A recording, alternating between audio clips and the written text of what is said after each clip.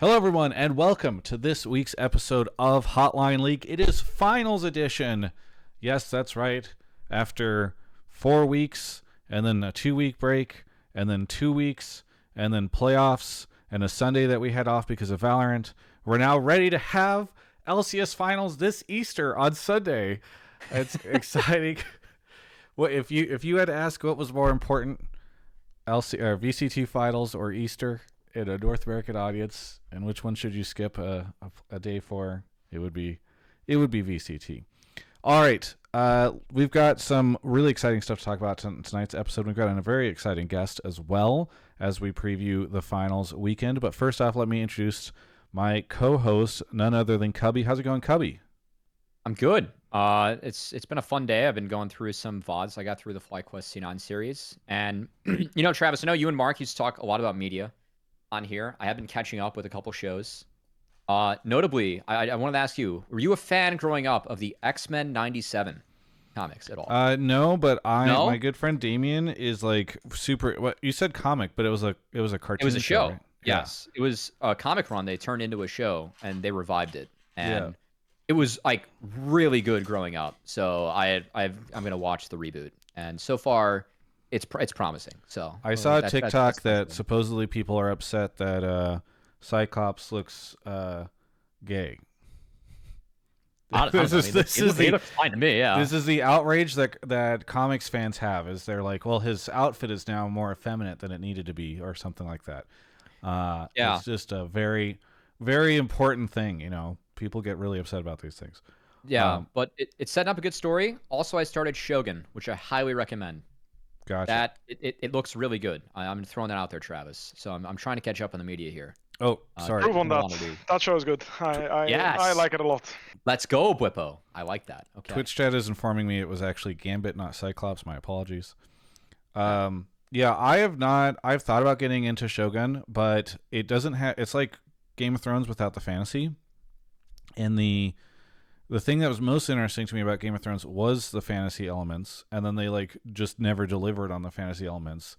So now I don't even feel like watching that. But maybe I should get into it. I hear it's really good. Yeah, it's quite good. So nice. I've still been playing shows. Good. I've still been playing a ton of Fallout New Vegas because I'm super hyped about the show. I don't know if you've seen the trailer, or maybe we talked about this at the beginning of last week's episode, but the 3-minute trailer is such a banger. We watched it on stream after the show last week because I was so excited about it. I wish I was sponsored to promote it because, I'm very excited about it. It legitimately looks like it could be really good. We'll see, but yeah. All right, enough media talk. Let's talk to our guest for the episode, none other than Bwipo. Thank you, Bwipo, for joining us. How's it going? I'm doing well. Thank you for having me. It's been pretty good. I just want to add before I move on, because this is my opinion, for the Shogun stuff. I actually think that the way, because in the series the Japanese don't quite have mastery over pistols and cannons, so that adds to the the fantasy element in the sense that there's more to it. Okay, that's fair. Yeah, because in a way cannons and pistols are kind of magical if you compare them to swords and bows. Yeah. Just to try to convince you. That is a really cool. It's worthwhile. That is a really cool argument. I actually do really appreciate that. Nice. How far in are they doing weekly releases, or is it all at once, or what? Drips every Wednesday. Every Wednesday. Okay. So I think there are 5 episodes in, and I'm caught up. Yeah, one episode. It's quite good. Yeah, I got baited because I was watching it. I was waiting for the 6th episode, and I thought, it's 6 episodes in total because they only show the next episode that's releasing. They don't show the whole list of episodes. So I thought it's just 6, and then it's done. I guess makes sense, 6-hour show. Nope, there's 10 episodes, and I got baited. So now I have to wait until the rest releases. So it is what it is. Yeah. Well, I will say in my hype for Fallout, I do really appreciate that they're dropping all episodes at once, which is I think in a week or two. And I miss when shows used to do that more because it was a lot easier for me to just pick it up and jam it. Agreed. Yeah. But I really appreciated Arcane's way of releasing, where they did it in 3-episode batches. Yeah. I thought that was pretty cool. 3 episodes a week made it feel like you got a nice dosage of Arcane every week, and you didn't one-shot it and then you kept thinking about it because you knew 3 more episodes were coming, and there was enough content within those 3 episodes for you to appreciate what was happening.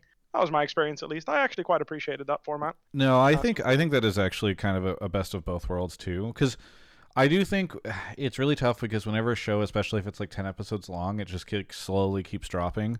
I think that's always rough for me. I really remember when WandaVision came out, they dropped 3 episodes at once, and that was really cool. And then they did weekly after that. So I don't know.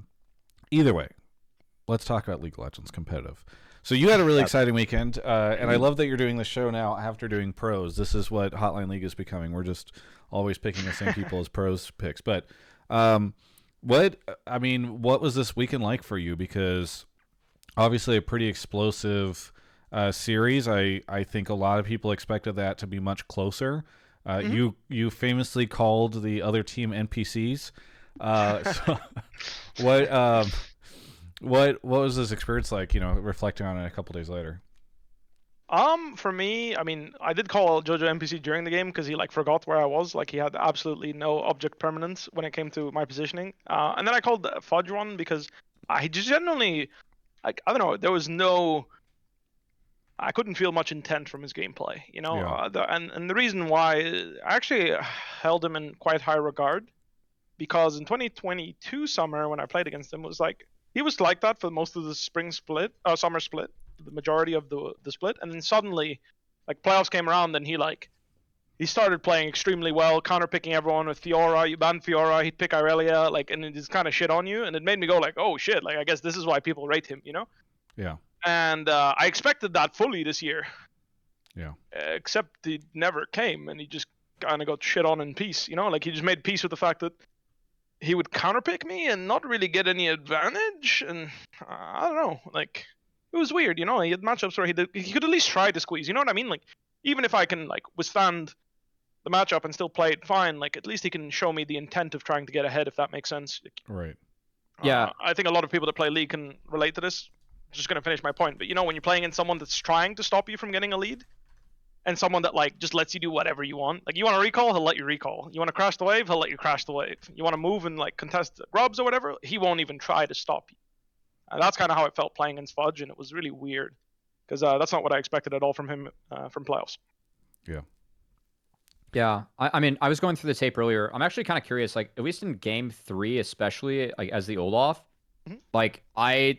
one thing I really disagreed with was the call to match your TP bot when Jojo was taking bot outer when the dragon was up.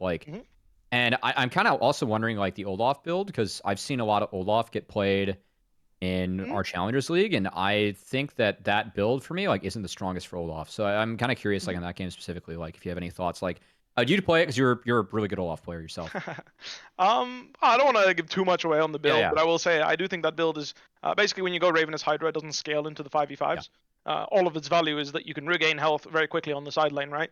You can get focused down very quickly if you go that build. You don't have the option to go Starex, which I think is a meta-defining item for bruisers in competitive play. It's what makes them viable. Large scale. Obviously, some games you don't need it, or if you're playing a specific bruiser, you may not need it. But for the most part, the reason why you can pick bruiser jungler, bruiser top laners as reliably as you can is because you can default to, a health item with Zac second, and you will be relatively beefy. So, from my perspective, any build that doesn't have Starex in it needs to be extremely well tailored towards a specific purpose, which could be sidelining, and that's where Ravenous Hydra can come in. But then if you don't commit to that fantasy, you're probably just going to be weaker than if you had just built a health item into Starex. And that's exactly what happened. He tried to 5v5 and kind of got blown out every time he tried, even though he had a decent game, I do think he could have squeezed a bit more in the 1v1 in the matchup. But I actually think Gragas at a certain point does start beating Olaf because get a few too many points in his abilities and ability haste, so he can easily kind of burst you and then just run away when you try and all-in him with Ragnarok. Doesn't really work against a good Gragas player. He's just a bit too fast. Well, something tells me we're going to have some longer calls this episode, so I do want to make sure we could get into those. Normally we do a bit of an extended interview here, but before we get into the whole spiel, I do want to shout out this week's sponsor of Hotline League. For the past 2 months, the sole sponsor of Hotline League. All of you watching, thank you to everybody who's been sending primes. I see that we have a Scam Train going, and regular subs as well. Those are very generous over on YouTube. I've seen super chats and memberships, and then even after the fact, whenever the VOD goes live, I see people becoming members on YouTube or going over and dropping a Prime or a sub on the Twitch channel. And I got to tell you, after a couple months of not having sponsors, and we are talking to folks, but it takes a little bit.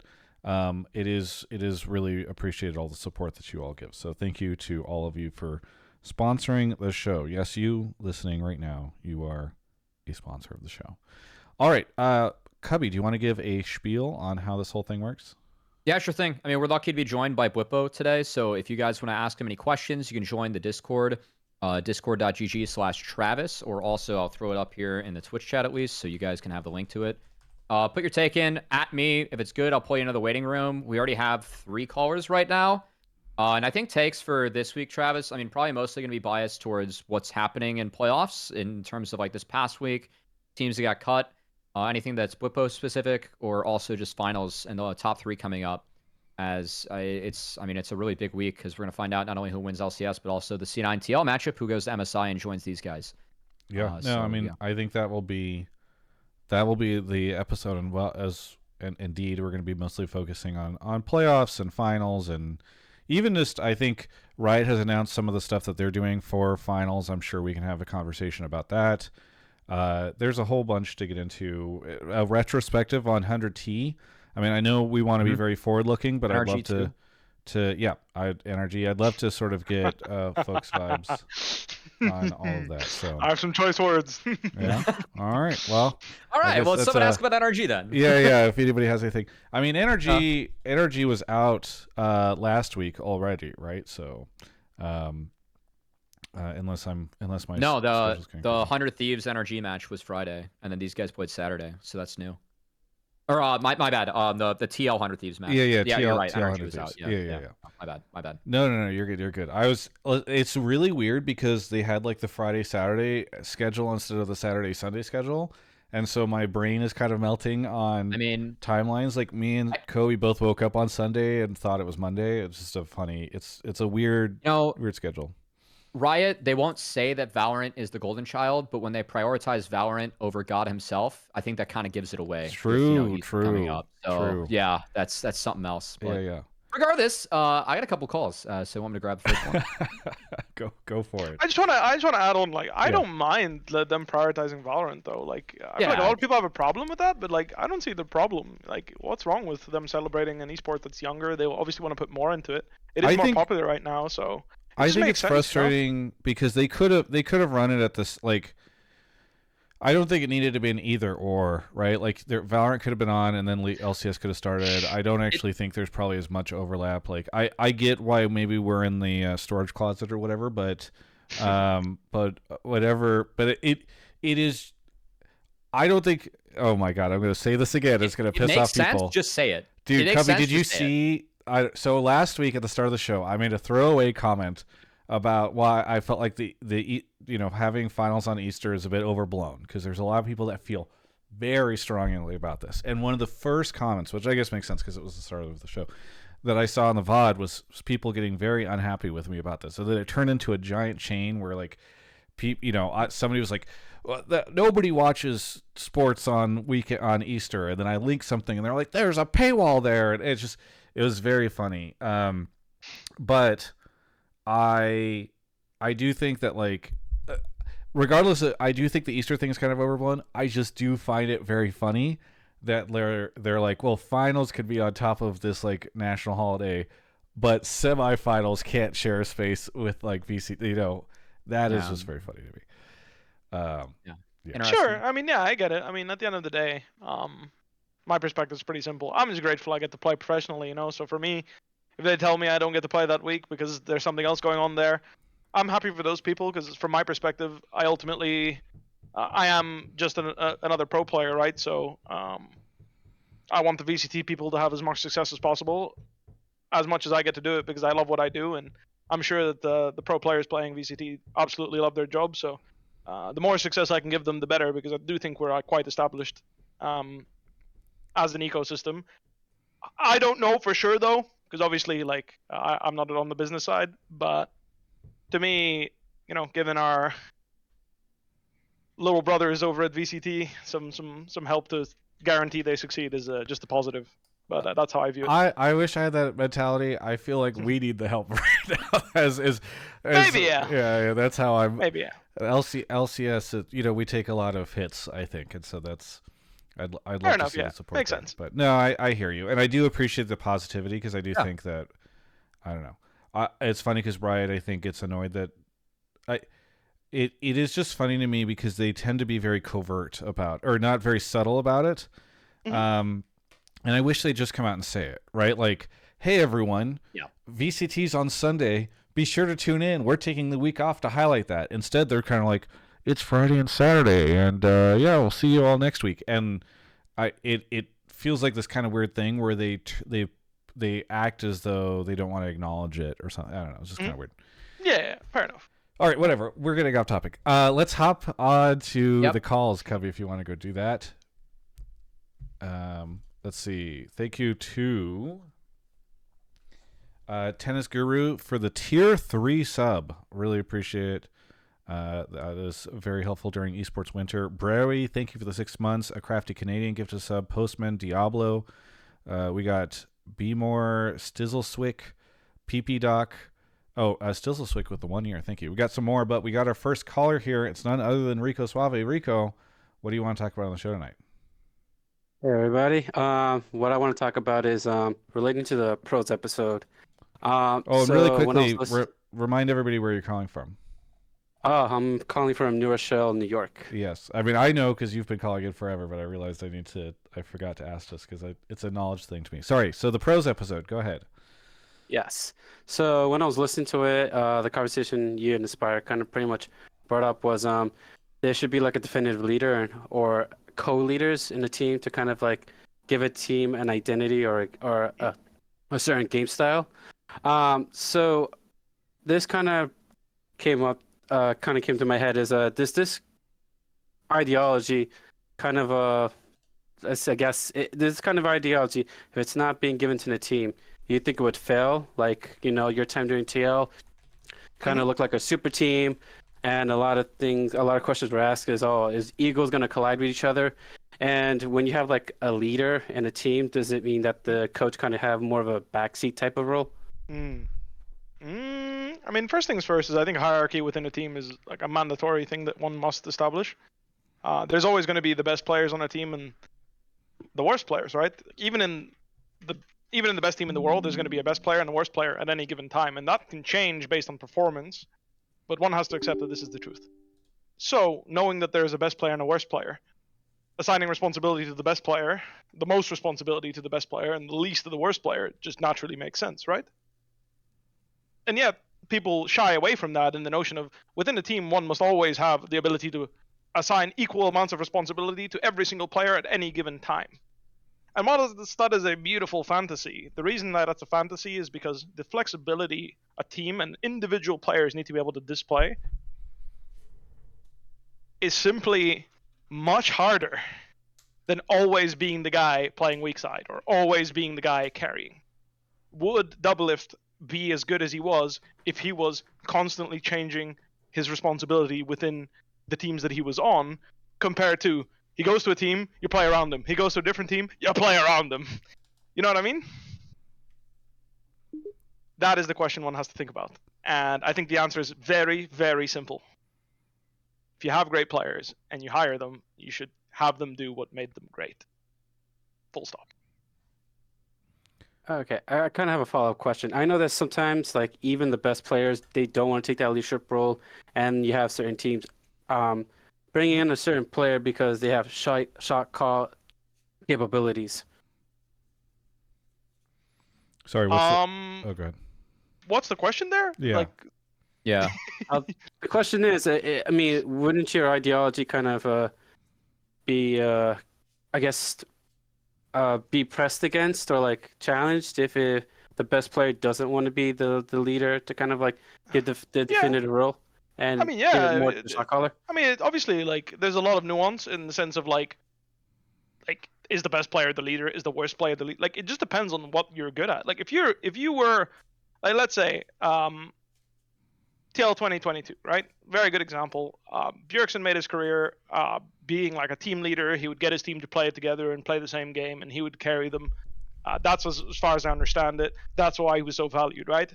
Me, I was a player that was extremely like I had a really good reputation for being a weak side top laner. I would pick the Gangplank, I'd pick the Ornn, I'd pick these champions, and I'd always make sure my mid and bot lane have the space to play the game and scale and eventually carry me, right? That's pretty much my career in a nutshell. Hans was known for picking lane bullies and shitting on people in lane.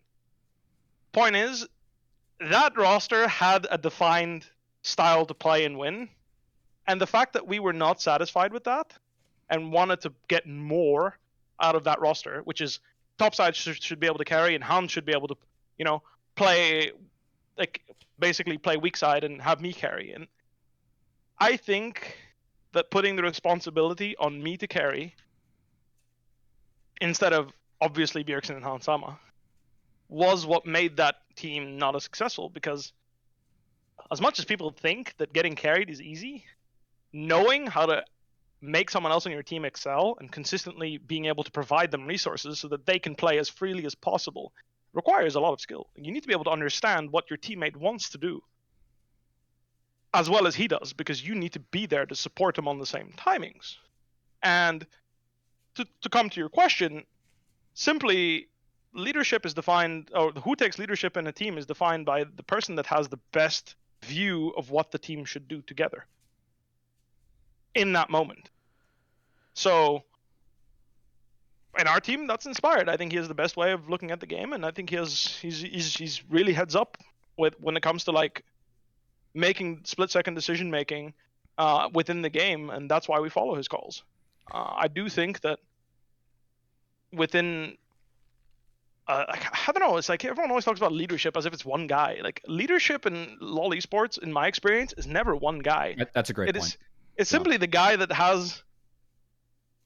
It's simply the guy that's the closest to the truth in that moment, and I'd say that's usually the guy that is driving the team forward, right? So that can be me, that can be Jensen, that can be our bot lane. Like, it's just the guy that's like, hey guys, I noticed that we're spamming this champion, but are you sure that's the best way for us to win? And then everyone comes together, and like that moment where everyone comes together to make a decision of like what's best for our team. That's what leadership is in all esports, from what in my experience. I've always found this topic really interesting because in the first maybe like 6 or so years of the sport, there was so much emphasis put on who's the shot caller, like who's like I remember that was like the big thing around High, right? Like back in the C9 days, you were able to call High captain, and we did even like a mini doc when I was at GameSpot about him called captain, because people really emphasize this idea of like, all right, there's going to be 5 players, but there's one of them that's also kind of standing above the rest and is like micromanaging the team into all these different decisions.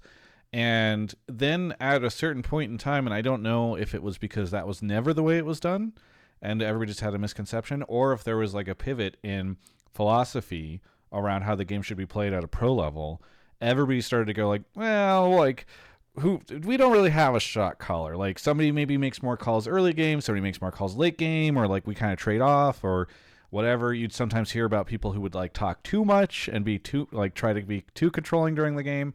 And so it's just like it is interesting because Bwipo, I'd love if you could explain a little bit of what you were saying on pros for those that have not seen it yet, because I think there's a little bit of, all right, there needs to be a leader, but everybody can be a leader. So like, who is the lead?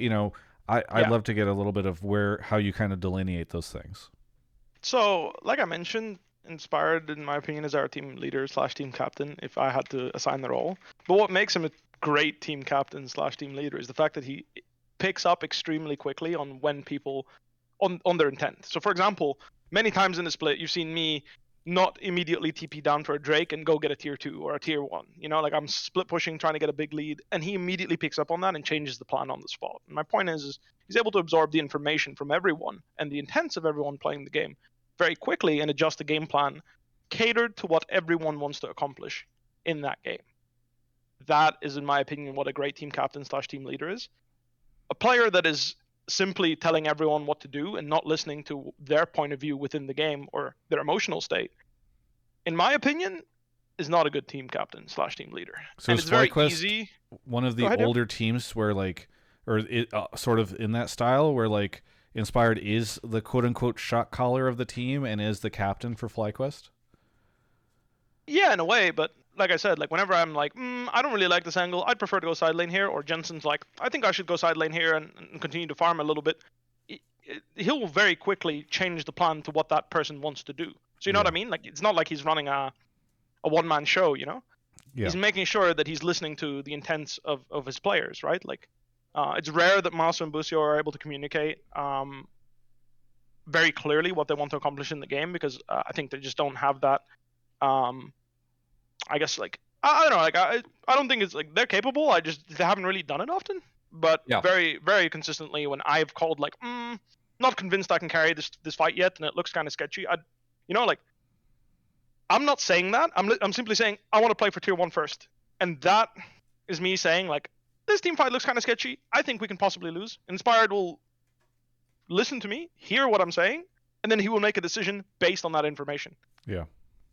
So through his mind is going, oh, my top laner thinks that. He's checking, yeah, maybe he's right, or, nah, bullshit, we're shitting on them right now. Let's just TP, you know? That's what a shot caller really is, in my opinion. And I think that's why, like, these traditional one guy makes all the calls is really bad, because you need a guy that's able to distinguish the difference between your feelings and what everyone else is feeling and obviously wanting to accomplish in the game. Right. And you need someone that can listen, basically, and actually change the plan. So, I know I'm praising him a lot, but honestly, he deserves it. He's really, really good, and this is why I can play so comfortably, because I can trust my own gut, and I know that Inspired will make it work in the grand scheme of the game, and that's why I can just focus on playing my best game. So I'm just giving credit where credit is due in my mind. Yeah, that makes sense. Rico, does this sort of answer your question here? Mostly, but you got a show to run, so I'm gonna stop there. I appreciate it. Anything you want to shout out? Shout out to FlyQuest, the FlyQuest Discord group, and shout out to Bwipo. I quit watching League last season, last split, and when I heard you got into FlyQuest, I was like, oh, look like I'm going back to watching the LCS again. Wow. Thanks, man. Very good. That's pretty cool. Thanks so much for the call. We'll catch you next time. Thank you. I appreciate Peace. That's All right. cool. Cubby, you want to go grab the next caller? Yeah, I got it. Thank you to Belloc Baby, Whoopsie Daisies, 1997, Cherry Lace. Cherry Lace was 67 months. You're getting up there.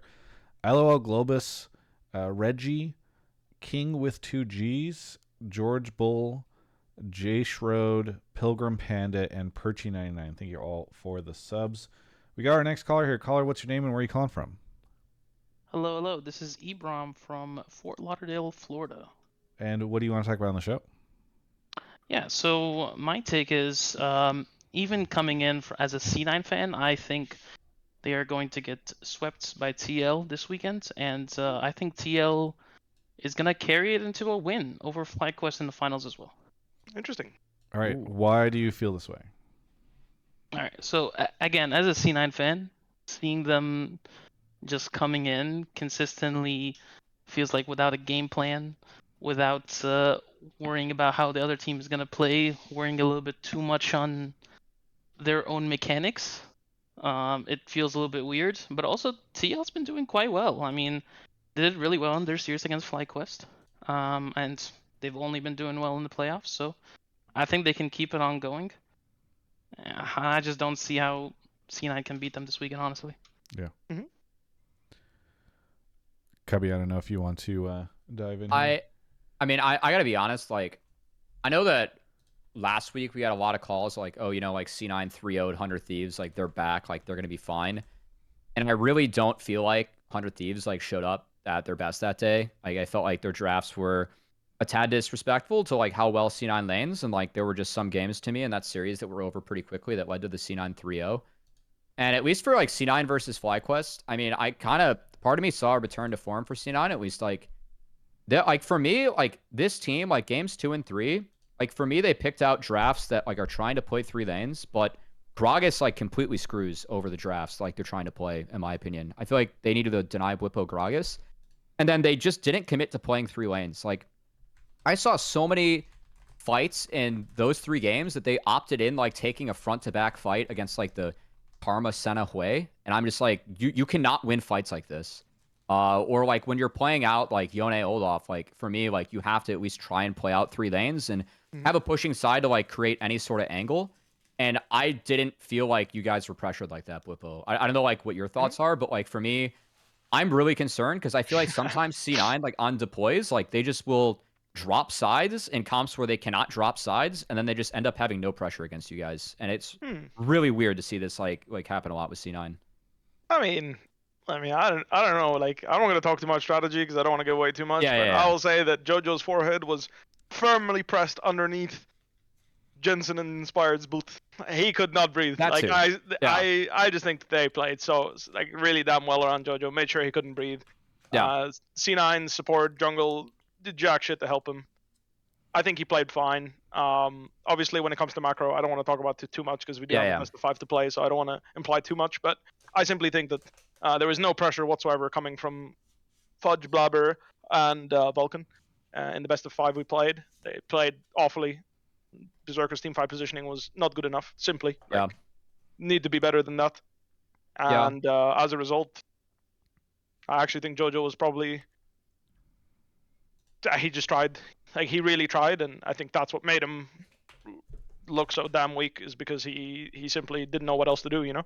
Like, he farmed, like, I don't know, 260 CS in 22 minutes, and you could tell, you know? Like, he tried 0% to create anything early game because he just wanted to get the 2 items and then try to carry the game. That was, like, his last-ditch effort, and when no one created any space later in the game for him in the 5v5s, he just went in and just chained into, I don't know, like, it's hard to really judge whether that's his fault or not.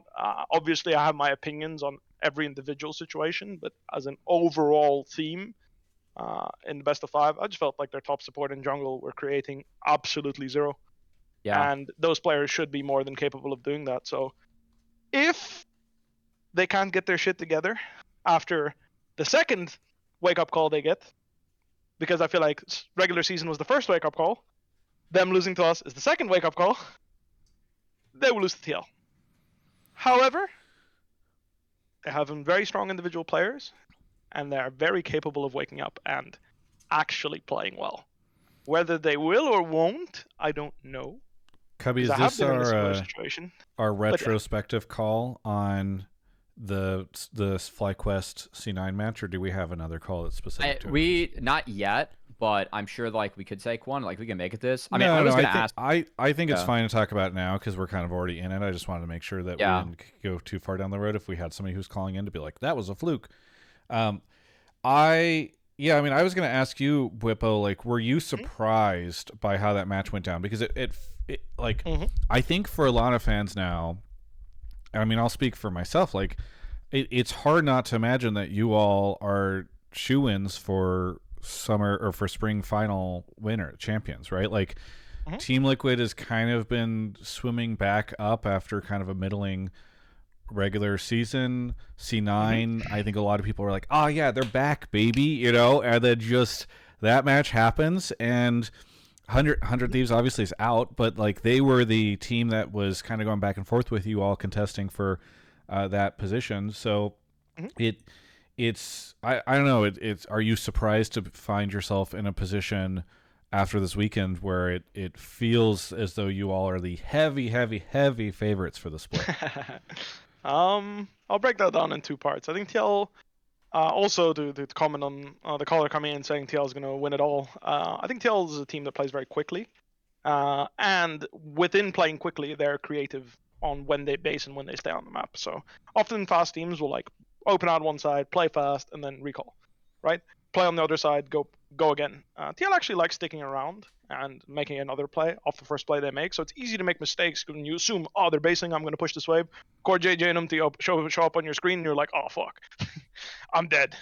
That combined with the fact that I do think that they're willing to play more than people initially assumed they would. I know we got caught off guard by Core JJ slamming Ash, which makes sense he would, but like we just assumed he wouldn't because he didn't play it all split. Yeah. Just it's just one of those things where it's like, he's gonna have to pull it out on stage before we're gonna start respecting that. Yeah. But he did, and he played it quite well, and I think as a team they played really well around it. So, I think it's easy to make mistakes and get owned by TL. However, I think in terms of raw firepower when it comes to APA and Yon, they just don't have it. That's my opinion. Yon played quite well 5v5 in our series. I actually think that series he played really, really solid. Not insane like people are saying, my personal opinion. But in their series against 100 Thieves, it was almost painful to watch him team fight. Like, my lord, it was disgusting. Like, holy, he was getting Talia W to Zaya with ult and flash up multiple times in a series. Like, how is that even allowed? You know, that is like he should have lost several times off of those mistakes, and 100 Thieves was simply just too bad to punish. Because really, people say 100 Thieves didn't show up. They showed up exactly what they're made of. They got lucky in the regular season, and anyone that has ever watched their games will not disagree with me. Simply sniper overperforming in laning phase, or random people running it down and like, mere inches of individual mistakes that allowed them to get back into games they had no business winning. I'm going to go ahead and supplement my take here with a hot take. The difference between 100 Thieves and IMT this regular season was pure fucking luck. Like, they're about as good as IMT. They were fucking trash all split. And honestly, best of one, luck or dogs. That's all I'm going to say. They showed exactly what they were made of in the series against TL, and they are nothing more than that. We'll see if next split they get their shit together, but I seriously doubt it because they overperformed the split. I do like that I asked you, are you surprised to be in such a good position? And you end the answer with 100T are not better than Immortals. Well, I wanted to tie on to the fact that Yon's team fighting is extremely inconsistent. Same for APA. I do think C9's firepower, like player for player, and their capabilities 5v5 are far higher. They didn't display that in our best of 5, so at the end of the day, it's on C9 to lose that series. Simple as that. They will not win that. Like, they will not lose that series because their players, they will not lose that series because TL is better than them. They'll lose that series because their players just aren't living up to what they're capable of. That's what I think. And that's also why I think they are going to contest us for the championship if they show up, because I do think they can beat us if they actually play League of Legends well. Because I think we're a great team. I have utmost confidence that we're going to give anyone a run for their money. But the only way I see us losing to TL is because we beat ourselves and we just simply don't read the map well enough and they get us. Like, they outplay us on map movement and, when they're resetting, when they're ready to play. Because 5v5, like I said, their players they just play terribly 5v5 half the time. So what if you had to guess, what do you think we'll see in the TL C9 match? Like, I know you said like you're not sure on it, like it just depends on if C9 will show up. But you think now that after this, what you said was the second wake up call, that they'll be awake? I mean, I expect them to wake up, but I expected Fudge to wake up, and he was fast asleep in our best of 5. So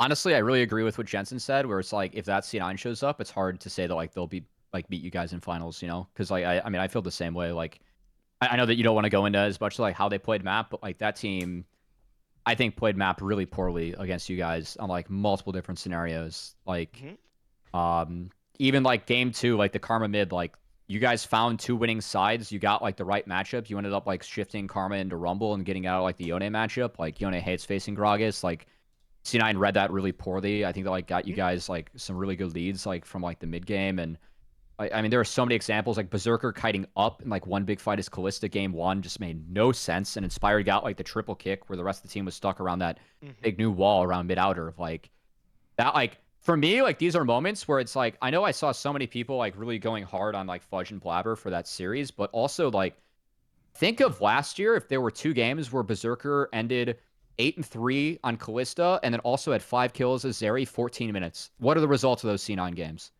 Like, I think that like what Bwipo's saying with like not buying enough space for Berserker is like very fair.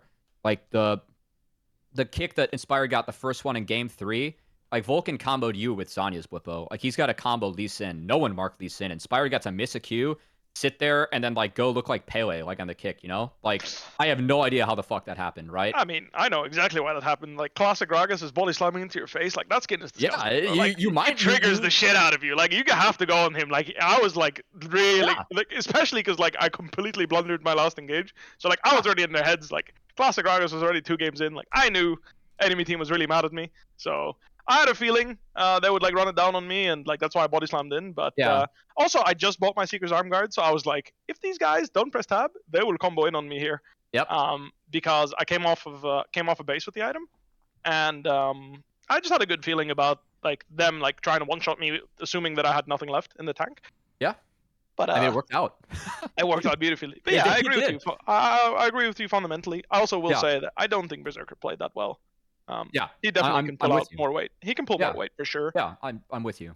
But yeah, I again like I see Berserker with like those 2 score lines last year. Those games are over for C9. You know, like C9 win Yeah. those games every time. And that not happening as you guys. I mean, you guys made some nice plays. I thought you guys team fought really well, but also it's like a lot of the times like I'm looking at C9 like what is your execution here? Like I didn't see a single Vi Talia combo from them in game 1. Like I think I saw one. Like this is the on kind of me, stuff when they lost the game. yeah, exactly. What do they get? Fucking Sterex on Renekton? Like, it's like this is the kind of stuff for me where it's like you're fundamentally not playing the game well, right?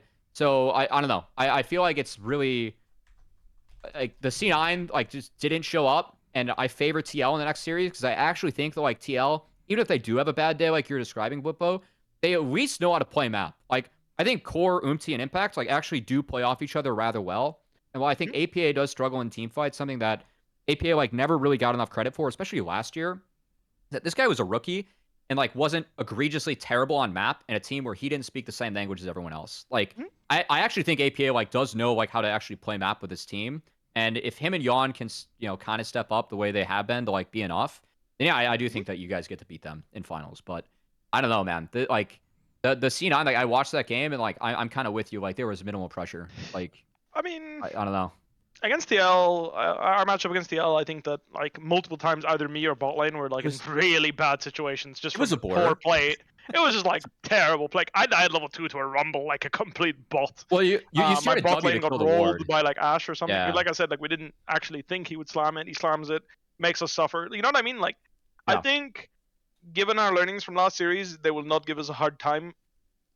Nearly as hard of a time. They can still beat us. Like I said, I don't consider us to be like ultimate favorites. We're gonna roll everyone 3-0. We might, but I don't feel that way.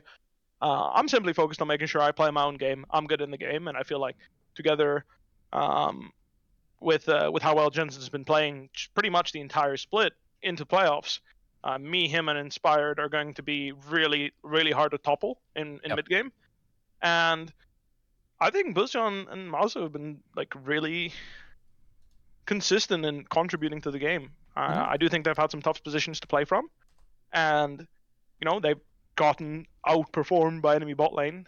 It does happen, but that is a part of being a functioning team. You know, is like when they struggle in lane or when they struggle in certain situations that we step up for them and give them the comfort. And I think as a top side, we've done a really good job of that. And it's on us to support them and let them know, like, hey, like, you know, if it's a free win, if you get killed twice in lane when you're playing Senna Karma into Callisto, then maybe if you guys don't try to get any leads and just, you know, just like play a little bit smarter, a little bit more reserved, it'll probably still be a free win. I mean, that game's a great example though, because like even after the 2 kills that went over, like Inspired snuck the first Drake off their recall, and I thought that was like actually game saving for you guys. Like the fact like you still got Drake off that, because like then you delay the Callista Drake stacking. Like that's a good example of how like even when shit goes sideways, like you guys are actually still able to like kind of save map. And I watched those guys in challengers, right? I cover the tier 2 league, and like they're both very talented and have pulled their own weight in fights later on, even if Lane Dyke didn't. Absolutely, I think in 5v5 they've been exceptional. I think they've been really good. Yeah, I just think I'm just sorry for interrupting you. No, I just wanted to add on to my final point here is, I think they're playing great. I just think they're a bit too inexperienced to tell the difference between forcing an advantage and punishing a mistake. Yeah. And that's where they kind of get dizzy sometimes, and they make some oopsie situations happen because they think they're punishing a mistake, but really they're a little too early on the trigger, and they end up forcing instead of letting the opponents come into them. Well, Just wanted to bring that up. I do want to get the sort of final predictions thing, because this call can kind of serve as our predictions thing for this match for at least TL and C9. I do think that C9 is kind of broken. I mean, you called it their second wake-up call. I wonder if that's the type of thing that just kind of tilts them off the face of the earth. And I do feel like TL's on the upswing, so I expect that TL will take that series. Cubby, what's your prediction? TL 3-2. 3-1's too boring. I'll go 3-2. All right, Bwipo. I mean, like I said, if C9 don't wake up, then I'm fully expecting the roster changes. So, with that in mind, you know, I'd love to see that. That would be a banger, honestly. But What, the roster changes would be a banger? absolutely, yeah, that would be crazy. Like, I mean, that's just like, you think about it. Like, how I don't think you're wrong. No, Like, of that course. team- How do you It fix would the be problem crazy otherwise, right? to talk Yeah, about it- in the yeah, off season. you're not but I wrong. just, Yeah. But okay, Yeah, what's your so prediction? like What's with your that in mind, like I think C9 will win because I can't imagine them not waking Sure. up. Like, sure, they must realize that their jobs are on the line at this point, right? Like, they have to wake up and play well. Yeah, you don't think there's a world where that backfires and that's like their jobs being on the line is? Oh yeah, I mean, yeah, maybe they've gone past the point of no return. Like, that's where I'm at. You know, like, I don't know if they are or aren't. I'm just simply saying that their jobs are on the line, in my opinion. Yeah. I mean, maybe not all of them, but some of them. And if that's not a motivator to step the fuck up and play well, then what is? Well, caller, it sounds like there's mixed feelings on your take here in terms of TL sweeping C9. We didn't even spend too much time about talking about them versus Fly, but Bwipo did touch on that. Is there anything you want to sort of follow up here before I give you your shout out? Just one question. You guys were talking about the Berserker points. How do we feel Berserker's not playing as well because of his relationship with the support? Because it's not even that Vulcan's a bad player or anything like that. I think Vulcan's still a great player. I just think he was great friends with Zven, and Zven always like felt like he made Berserker comfortable or led him to the correct place, or because he was a former ADC player and he was able to like guide him, and Berserker was still a young player. So like, do we think that could be a part of it? I'll give think the so. very unsatisfying answer of saying I have no idea. I mean, it's really hard because that's that type of, what's the personal relationship like between these two people? And it seems like it could be like a leading candidate for it, but I don't know. I mean, maybe he's just having a bit of a slump. It's hard to say. No, I think two things. I think one, Zven kept him in check when it came to like map play and made sure that he was always in the right situations at the right time. And two, I think Zven is capable of saying no. To me, it feels like C9 struggles with that word.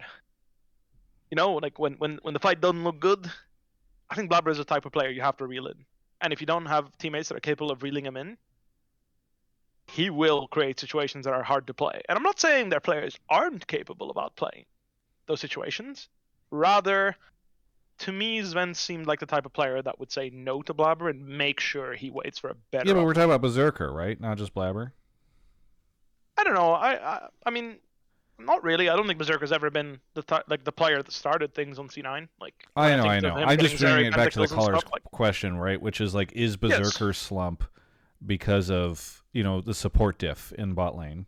No. I don't think it's laning phase at all. I simply think it's because, like I said, like later in the game, like he ends up in the same situations. Like, for example, you mentioned the 5-0 Zeri, the Kalista getting ahead. Like, it's the same situation that he would be in C9.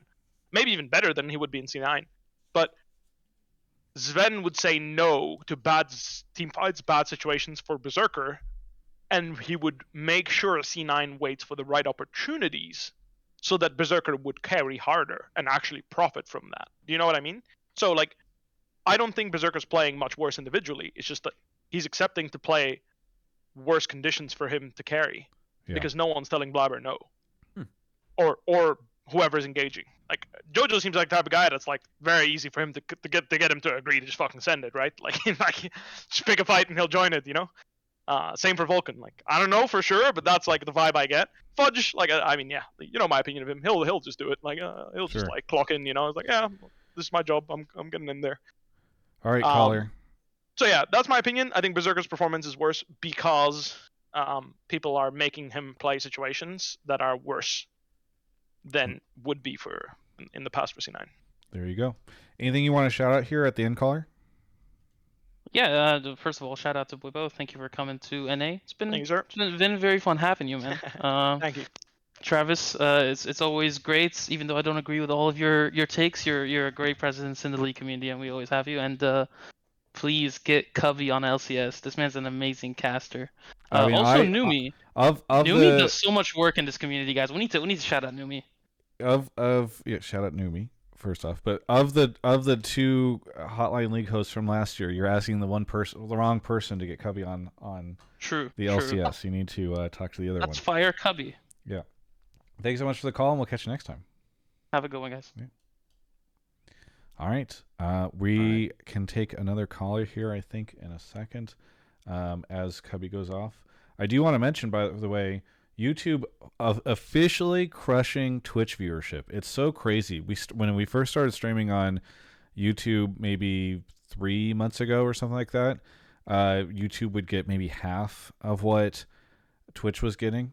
And then last week was the first time where it was competitive back and forth. And now we've got YouTube sitting at over 800 viewers and Twitch down to 620. So I don't know if people are moving over to YouTube or what the deal is, but I just think it's been fascinating to watch the viewership shift week over week. So, and yet I will say, YouTube, I noticed that there's a ton of subs on the Twitch side, and not sure if you're beating them there. Okay, our next caller is here. Caller, what's your name? Where are you calling from? Hey, I'm micspam. I'm out of Seattle, and I'm here to complain about how Mark being the face of the LCS and doing giveaways is really dumb. All right, so what is the context on this for the people who are unfamiliar?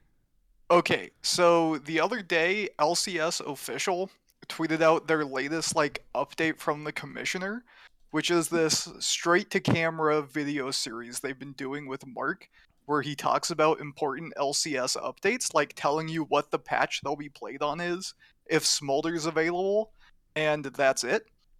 And well, he gave an update this week, right? He's giving skins so away, it's not just man. that. Yeah, that's true. This is the second time we've announced that we're giving skins away for people who tune in to watch the LCS. And also, we're doing a scavenger hunt in the studio that couldn't be talked about in any circumstance because that might give away the fact that there's new April Fool's skins. And that's our update from the commissioner. So, okay, so what is your issue? First off, I want to mention, I'm going to try my best not to defend my boy too much, but what is your, I should mention this is presented as a YouTube short, so it's got to be less than 60 seconds. Vertical. Because it was posted over to YouTube as well. Yeah. But what is your issue with this update? What would you... Yeah. From setting aside the issue of the update itself, why is Mark doing this instead of a host? Because as much as he look, all right, I've seen MarkZ content for a couple of years now. I know he doesn't wake up in the morning thrilled to talk about what patch the LCS is going to be played on as an announcement. And it's hard to imagine a previous commissioner doing this. Imagine Nick Allen doing vertical videos for YouTube talking about the patch the LCS will be played on. Well, when Nick was around, vertical video wasn't even a thing, so I agree with you. That's True. You know what? You got me there. Yeah. But okay, so sorry, imagine continue. if we had Dash doing this, or imagine if we had a Well. host associated with the LCS, and we didn't have to use the commissioner's brand to do stuff like this. Okay, so 'Cause- you're just suggesting this is beneath Mark, right?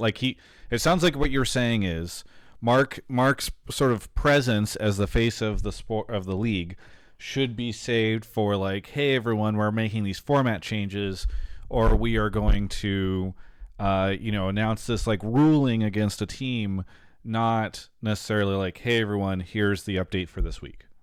Exactly, because there's going to be a day where they need Mark to come out and spin something. I don't know what it is, but they're going to need Mark to be credible and to be a serious face. And when you spend 6 months saying, I'm a corporate slug, blah, blah, blah, it's hard to then put him in a serious setting and be I'm speaking on behalf of the league, and my voice has authority. I mean, he's been spinning all split log. He spun the 3-week break into a no, we're taking this as a break to evaluate stuff. And oh yeah, by the way, VCT is also taking the studio. So like, it's not like he hasn't spun stuff before. But I see what you're saying. You're saying the commissioner role should be reserved for as a position of prestige, not somebody who's doing like weekly updates on very basic things. And you want him to be presented as like a very serious professional rather than kind of like the goofy guy. Exactly. Because let's use drops as an example. Mind you, I'm like, as much as my message to you the other day was pretty snarky, right? You go to a pro sporting event, you get a bobblehead. They're not giving those out for their marquee games. That's to give people like some reason to show up on this Tuesday afternoon where they have better stuff to do, right? Drops are the same thing. It's an incentive for watching for people who might otherwise not watch. And I don't think there's any prize for like having the most pure viewership numbers. So I'm not anti-drop. But it is kind of like, okay, where are these drops coming from? Like, is this Mark's decision, this split, that all of a sudden we can have drops now? I don't think so. Or Sure. that would be shocking if it All right, turned all right. out we could have had the viewership from drops last year and we just didn't. They had drops last year, actually. Well, I like- know they had like esports capsules because I farmed a ton of them, but not like skins out of Sure. a skin line for the Nexus falling, or Okay. like, hey, we're giving away a ton Travis? of Hextech chests and keys. I think we should have Mark get on the PJ he gets for being commish and fly him out to every popular co-stream around the world. Just be like Roger Goodell with like Beyonce and Jay-Z, you know? Is that just a thing? have, like- I don't. You're Yeah. making these traditional sports references. So I don't Goodell is the, you know, that's like, he goes like, you know, every stadium in the NFL and like he'll like get like photographs like, you know, all the owners and like, you know, the famous people that drop in. Just Gotcha. need to get Mark a PJ and go send him out to like the LS co-stream, you know, Abai, Kamado. Like we just need to have like the worldwide LCS commish tour. And then Mark can, you know, lose his loser brand and be like super popular with everyone. I feel like that's what the caller is going for. Bwipo, you are. It's always funny when we have a pro player on for a take like this because, in one sense, I think pro players oftentimes don't give a shit. They're like, I don't. Anything that's like format, you know, unless it's directly related to me, I don't care about the health of the league. But I care about the health of the league. But this stuff all matters with regards to the health of the league, right? How much is the commissioner talking? What is he talking about? Blah, blah, blah. Like, I'm not saying that, like, I'm as concerned about that as MicSpam is, but, like, all Really? these things ladder up, right?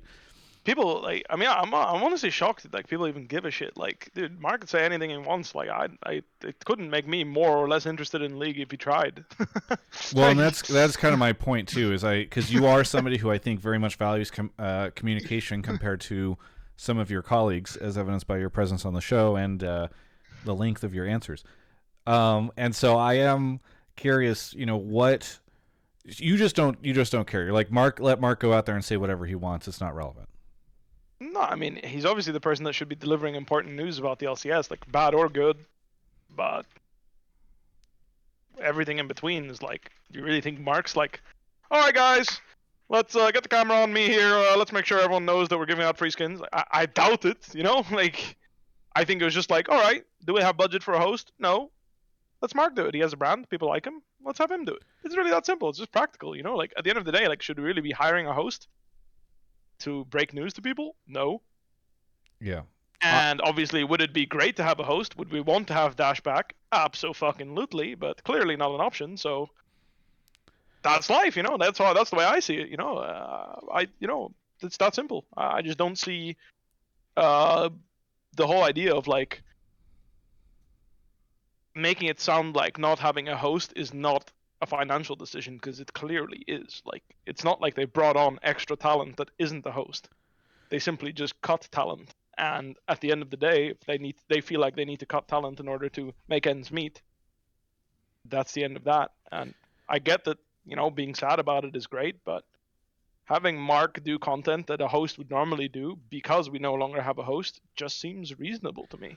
So I look at it this way, and it's funny because Mark and I, a lot of people know, both love Brandon Sanderson as an author, and one of the things that he does, and his are not 60-second shorts, they're much longer, but one of the things that he does is a weekly update. Like, hey everyone, I've made this much progress writing, we're doing a sale on the store this week. We've got tickets going up for our convention soon. There's a charitable cause that we're supporting, and we have a contest going, and here's the progress on the contest. And I think that is a way for people to feel connected to an author who otherwise would, many authors just show up whenever they've got the next book ready and then they leave. Maybe there's an adaptation that they're out for as well. And so I just disagree a lot with this micspam, because I think, I know you said other commissioners didn't do this in the past. I wish we had more commissioners more on the ground. Like, I actually think when Jackie was on Reddit and all that stuff, it was really refreshing, because we had not had that much of a public-facing pressure. And like oftentimes the leadership of the LCS and Riot Games show up to give bad news, and then they disappear again. You know what I mean? And it's actually a frustration I've had with John Needham for the past years. We did an interview a year ago, and then he hasn't really done much with me besides the Golden Guardians and EG news that we spent, 7 minutes on. So I think it's great whenever leadership with the LCS can be more connected to the community, and especially when you have somebody like Mark. I see no reason to shove him behind a desk and then only haul him out whenever it's time for like some very serious conversation. I agree with you, but I think when Mark comes out, he should be talking about things he can say, here is what I'm doing, here's what I directed, here's what I'm leading. And outside of the patch cycle and reduce time in between games, what does Mark come out and said, hey, I listened to you guys, and here's what I'm doing because I support the LCS fans. Hey, here's this update I think you guys really want to hear. Okay, you know what? Here's the one thing I will agree with you really quickly, and then we're going to move on. But I do agree that that Mark's updates have been very limited to just, we've got this thing this weekend, rather than it feeling reactive. Like, I do think it would be nice if these updates were like, hey, everyone, we've had these terrible fucking audio issues on the broadcast week after week lately. Here's what we're doing to try to track them down and how to solve them. Or, hey, everyone, we know we're not going to do this content piece anymore because it's not been doing as well, but we're going to do this instead. Or we've got this Masu piece. Here's what's up. Like, I do think that it feeling more reactive to what is happening every week, rather than just sort of like reading out what are kind of like patch notes. Even patch notes, I think, do a better job of explaining that stuff. I think that is a fair call out. So I would like that. But I do think we want to move on to the next call, though, especially as we're getting into finals. So anything you want to shout out here? Shout out Twitch subs for being better than YouTube subs. Like, we've been trained over the years, we deliver. All right. Thanks, Google. True. Also, That's most of these Amazon, subs are free, well, quote unquote free through Prime. So I think that's probably part of it as well. Either way, thank you so much for the call, and we'll catch you next time. All right, sounds good. Peace, brother. Have a good one. I'm trying to create a war between the Twitch people and the YouTube people that will financially benefit me, but I've yet to find the success, because I keep taunting YouTube people with Twitch's generosity, and then it doesn't seem to really make much of an impact. So, as someone born and raised in the U.S., I feel like you should be more talented at that, but I appreciate the effort so far. Yeah, thank you. I'm trying. Yeah. All right, I'm gonna go get the next caller. Okay. Just to add on I just wanted to add on the commissioner stuff. Like, I fully expect him to give us real updates after the split, right? Like, if he doesn't, that would be slightly disappointing. I'll agree with that. But like, what are you supposed to do mid-split? Like, is he supposed to give people updates on how they feel? Like, well, as I said, I mean, a good example is addressing the audio issues, right? Which were really well known, and I don't think that Riot has ever really reacted to that, or even the pauses that were at the start of the year. I think he did not, and I love Mark, but like, I do think that that's the type of stuff that I would like to see, where they're taking more onus on that. But maybe they did address it somewhere and I missed it. No, probably not. Tzvi is here. Is that how you say it, caller? Tzvi. Just pretend the T's not there. Tzvi, welcome to the show. Where are you calling from? I'm calling from Athens, Georgia, out by UGA. Athens, Georgia. What do you want to talk about on the show? All right. So Cloud9 historically does well when they have a rookie or a sophomore on their roster. And this is literally the first time since the OG5 that every single player on the roster has been playing at the pro level for 3+ years. And I feel like this is the main reason why almost all super teams fail. Okay, wait, okay. So one, that is a very interesting stat, but I'm trying to understand why Cloud9 needs one rookie in order to succeed. It feels somewhat random. So I'm excited for your explanation here. Okay. So if you go through the history, they had the OG5 2013, 2014, 2015, they bring in Jensen. Jensen just pops off and is amazing. 2016, Lemon goes out, they bring in Fufu and Smoothie, Bunny Fufu and Smoothie, which was so-so, but it was good enough. 2017, their new talent on the block is Contracts and Ray. 2018, they've got Licorice, Blabber, Zazel. Okay, we got 5 more years. We don't need to go through all of them, but I hear you. But you get the idea. It's like they're constantly bringing in new people, and most of these new people are staples at some point throughout the history of the league. And I have all the rosters pulled up. I've looked at all the data. This is literally the first year since the OG5 that we don't have a rookie or a sophomore at the pro level. And I feel like the issue is that once you have played for a few years, you kind of develop this mindset of how you want to play the game. And when there's not someone willing to bend their knee, like a rookie or a sophomore, you just have these clashes. And I think it's extra interesting that Bwipo's here because I want to talk to him specifically about the 2022 TL roster that had himself, Santorin, Bjergsen, Hans Sama, who is on his 3rd year, and Core JJ, and how they may have experienced these same exact issues. Mm-hmm. You need a rookie, Bwipo? Is that how teams need to win? Well, considering I was the rookie on a team that was rather successful coming in 2018, I mean, to an extent, like, well, you don't need a rookie. You need someone that takes the mentality of, like, I'll do whatever this team needs to win. That is absolutely necessary. And it is true that often in established teams / players' mindsets, they are harder to convince to change the way they play. So if you bring 2 or multiple of said people married to the opinion of, I do this, I'm good at this, I'm not changing, then yes, it is hard to succeed because you do need people that are willing to do whatever it takes to win. Right? So that's what your rookie usually was relegated to doing. And you spend the whole split / year teaching that rookie exactly that. And that's all he will do. And that he does it really fucking well. That's what a rookie's for. For example, like in our team, like Masu is not being taught how to 1v9 a game and farm 13 CS per minute, vacuum resources on the map, right? Because that's not what our team needs him to do.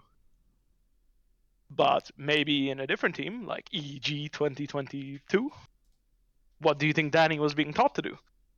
How to vacuum the map and 1v9 the game, right? Obviously he had the mechanics to 1v9 the game, but did he have the knowledge of how to vacuum a map in competitive play and be the strongest member after 25 minutes?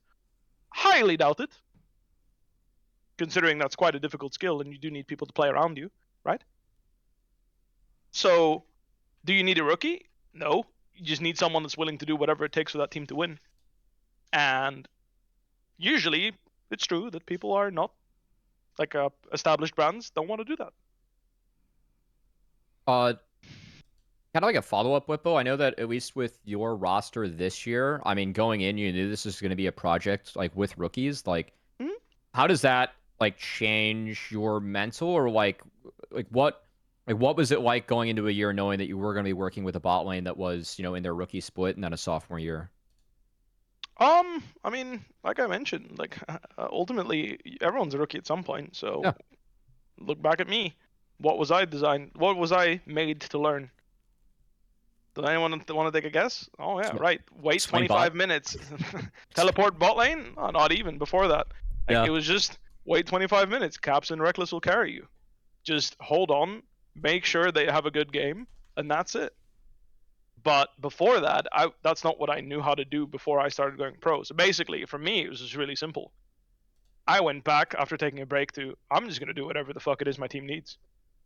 And I'm going to teach whatever the rookies need to do to win. And I'm going to make sure they understand, like, you just need to be willing to do whatever it takes.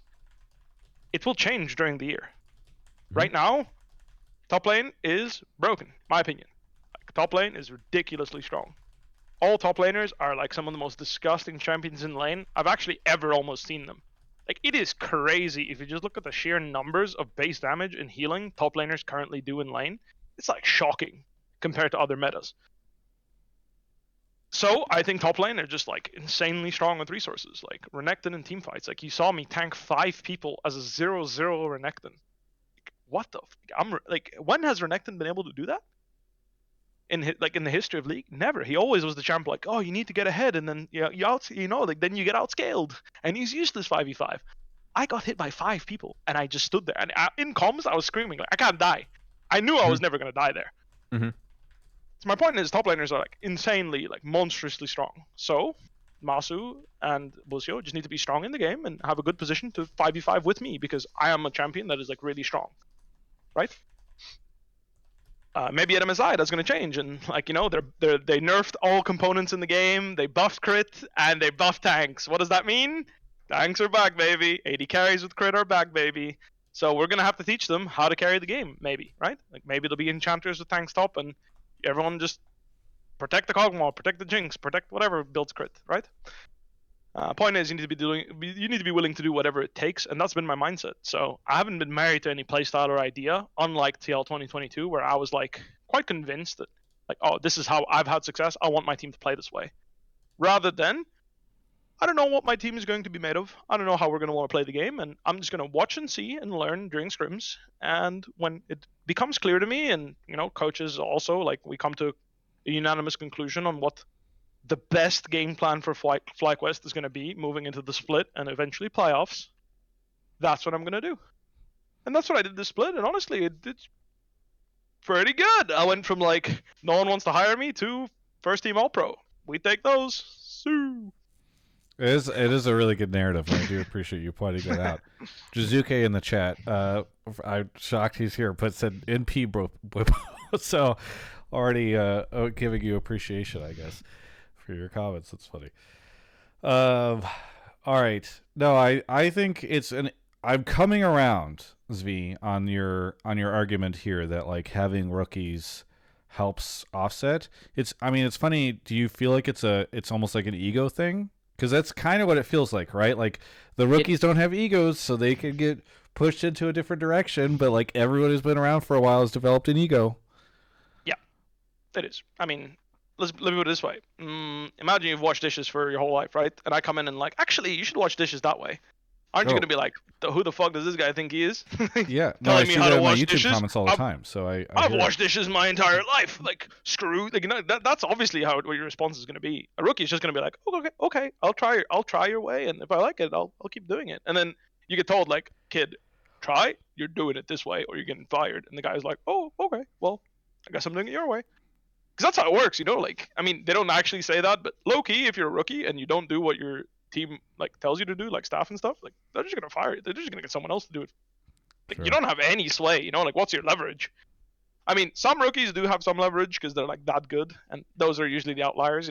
You might think like Danny, Jojo, Caps back in the day. Like, I'm sure those guys never felt that part. But for me, like, dude, if I wasn't willing to do what my team wanted to do, like, I was getting replaced for the next guy like this. So I simply sat down. Joey Youngbuck told me, a good Gangplank player never ults his own lane. Complete bullshit, by the way. Like, every great Gangplank player ults his own wave to fix his own wave consistently. It happens all the fucking time. Did I ult my wave ever that year? 0 times. And I simply sucked it up and accepted that I'm saving my Gangplank ult for bot lane no matter what. I'm not even joking. Like, it's terrible. Like, now I'd be like, dude, like, Youngbuck, you're stupid. Like, what are you talking about? Like, you're clueless. Like, yeah, now you're investing. There's no way. Change your coach. I'm gonna show the guy VODs of been doing it, of like every great top laner of all time doing it, and be like, no way, I'm not doing that. But back then I was just like, okay, bet. I guess I don't have a Gangplank ult for myself. All right, no problem. I'm just gonna figure it out. So I put in more hours to make sure that I would never make mistakes in laning phase and needed to use my own ult to fix my wave. Hey, made me a pretty good Gangplank player and competitive. I mean, if we backwards engineer this take, because C9 doesn't have any rookies, then maybe they don't listen to the coach. Everyone thinks the coach is the issue at C9. Maybe it's not. That's the backwards engineer, right, Travis? It's funny because like Mithy has taken so much heat. No, he really has. Yeah, and like I think that it is. there's perhaps a reason why the organization is standing behind him now. I mean, I don't maybe if things don't go There well is. for Spain, I worked with him.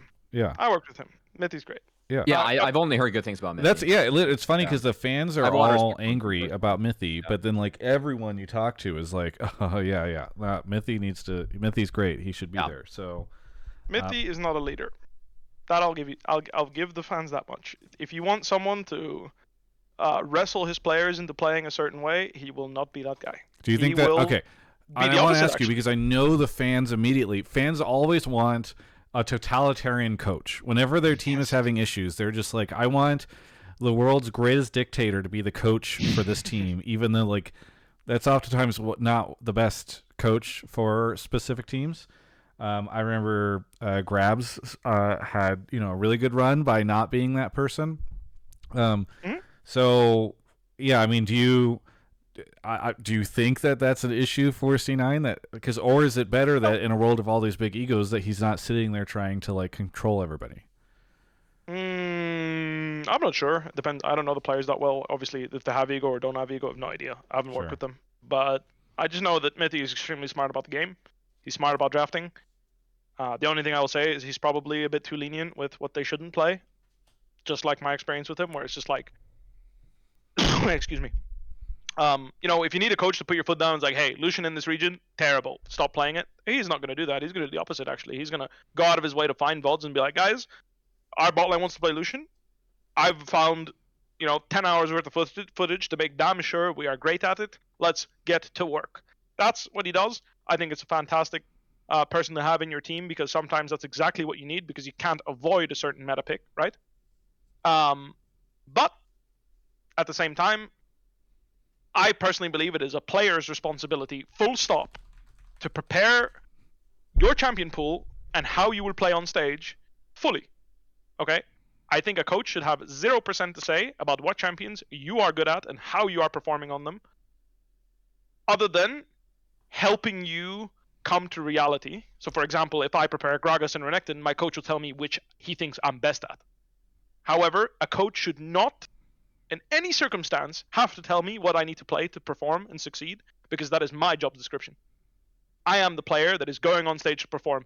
Imagine if a coach had to tell a basketball player how to handle the fucking ball.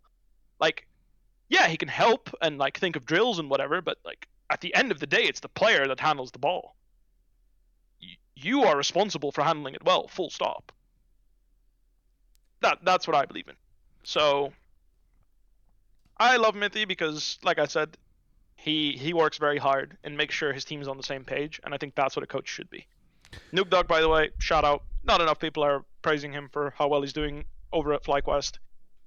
Similar to Mithy, very happy working with him, and he's done nothing but great for our org. So Cubby and Bwipo. that's the style that works for me. If there are changes at C9, let's say that C9 loses on Saturday, the organization decides to make changes. I think it is very likely that if they were to swap one of their well-known players for a rookie, the fans would get very upset because they're going to say like, what? We're going from this, even if they're unhappy with, for instance, with Fudge, for instance, whatever, people seem to really be in the licorice camp. Hey, can I chime in real fast? Yeah, go for it. This is just the classic Jack Fire meme where it's like we won the off season and it looks like he's praising Satan or something. This is how it was every single year until this year, where it's like, what the frick is Jack doing signing this person instead of that person? It's like in 2023, people are freaking out. It's like Diplex. He just looks like the child of Jensen and Sneaky, but can't play as well as either of them.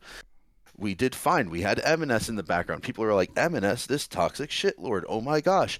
We did, air quotes, fine. It's like, yeah, I don't know if evidence is your best. Is your best argument. It's like the same thing with Fudge. The same thing when we paid like $1.5 million for Vulcan after he did terrible at Worlds his first year. It's like it's like when we took Ray and Impact and brought in Licorice. It's like this is just the classic C9 thing to bring in a rookie and mold them. And honestly, I kind of just want to see that again. Travis, yeah, I actually, so part of why I'm wearing this FlyQuest jersey, it's not just bias because Bwipo's a winner. Their challengers team are also sitting in finals for the upper bracket. And not only is Bwipo a first-team All-Pro, but the first-team All-Pro in my league, and also who I voted for my most valuable prospect, was Surdy. And I'm gonna get. I want to, Bwipo, do you have any thoughts on, the top laner on that team? I know that you guys scrimmed each other today, there's like some interaction. Like, any sales pitch you have for him as being someone that like I think is a very strong player? Oh yeah, I mean he's better than half the league right now, so hire him. Yep, agree. Like simple as that. I think Yep. he plays really well individually. Obviously a rookie, so he gets a bit dizzy on the map later, especially when obviously, I'm a little bit of a connoisseur when it comes to the map. So Do either of you happen to know what his Unfortunately- buyout is? I have no idea actually, but That's an Andrew Barton question. Yeah. But yeah, I mean, anyway, I think I was really excited for him to get a shot before EG went to shit. So Yeah. sucks that he didn't get a shot. He absolutely deserves it. And honestly, I would actually be kind of excited if the rumors of Fudge finally getting his head caved in by C9, as in fired. I'd be excited to see C9 30 actually. Not sure if he fit the bill, because I do Yeah. think he's at his best when he wants people resources. when he gets resources. So I'm not sure, but at the same time, like having just a really strong individual player supporting like really explosive carries in Berserker and JoJo is exciting. That has always been a good formula. Bwipo, I've noticed you're a big fan of cranial violence this episode. There's always some reference to somebody getting their head caved in, their heads underneath somebody's shoe. There's just, I'm know, like, it's people are going to need us to get I some don't know, CAT man. scans after Bwipo is around them for a bit. I don't know. It came from It came from Seth. When I played Seth, like I don't know, his kit has like somewhat like his E's called like Head Cracker or something, and Sure. like Yeah. one of his thingies is called like I don't know. It's something with cracking skulls and shit, and it's just like I don't know. I Sure. like it. It sounds badass. So whenever I get a chance to, I squeeze it in there. Okay, good to I'll- know. Nothing personal. I'm not a very violent person at all. I almost never It's get just angry. very It's funny just that- like The analogies have been frequent. Cubby, what were you going to say? All I'm gonna say is that throughout the next week, I'm gonna make a case to ask Surdy's agent for a meager 1%, whatever contract he signs between this and finals coming up, because I actually have some good stuff behind the scenes from like his coaches and some of even your teammates, Bwipo, talking about him, and I think very highly of him and his play. He's been really, really good in our league, and as you know, he's a very strong player. So definitely someone that I think is a good candidate to be promoted into the league for this upcoming offseason. All right. Well, hey, I'm excited for that too. Yeah. Tzvi, thank you so much for the call. I look, I will say to your credit, I really got turned around on this. At first I was like, yeah, I don't know, correlation, not causation. But it's a good call. I like it. But the one thing about having a rookie on the team, no one can be complacent. It is impossible. You have to help. I think that's actually something that like it does push everyone in a way, which I appreciate. I actually think that's something that's very valid. Yeah. Valid, yeah. I mean, when I think back to it, actually, I was the rookie on 2018 Fnatic, and then we had Nemesis. So, low-key, only 2020, we had no rookie. Yeah. So, Well, that was your jungle year, though, right? So no, 2021 was my jungle year. Okay. And then we had 5th place into Adam in 2nd, so he was rookie. Yeah. Shit. We figured it out. There's some Zvi truth to figured this, it out. but like I said, I think it's more about like people being willing to do whatever it takes. 'Cause Yeah. I think that's why 2020, like, we were winning, even though I'm not gonna lie, our team environment was pretty trash. Yeah, Hey Zvi, we thanks still for did well the because call. people were willing to do whatever it takes. Anything you want to shout out here? Yeah, a couple quick things. Shout out you guys. Loved your content. I've been consuming it for years. Shout out to Coach Rivals. It's really fun to do that every summer. And a quick one. Shout out to Bwipo, the content trivia king. Before I go, I've got one quick trivia question for you because you Okay. were the GOAT at this in LEC. Okay. All right. Generic Green Wings versus SKT1 was the longest game ever at 94 minutes and 40 seconds. How much CS did Teddy get that game? Shit, man. It's a good question. I remember like it. I don't know. I'm gonna give a random number off the top of my head. This could be wrong, could be right, but I remember it being like 928. 1465. Fuck! Like I swear I saw it at like 900 and I was like shocked. But yeah, I don't remember the actual CS number, but Jesus, like Yeah, that game. was a banger. I watched it live. It was fucking. was that funny. Easy Dude, Hoon I did the Zig? same. It was, yo, Papa Smithy did cast that game. Easy Hoon Something's in the Zig? chat. Wasn't it that? Yeah. Based. We need 90-minute games again to recover our lost viewing minutes in esports winter.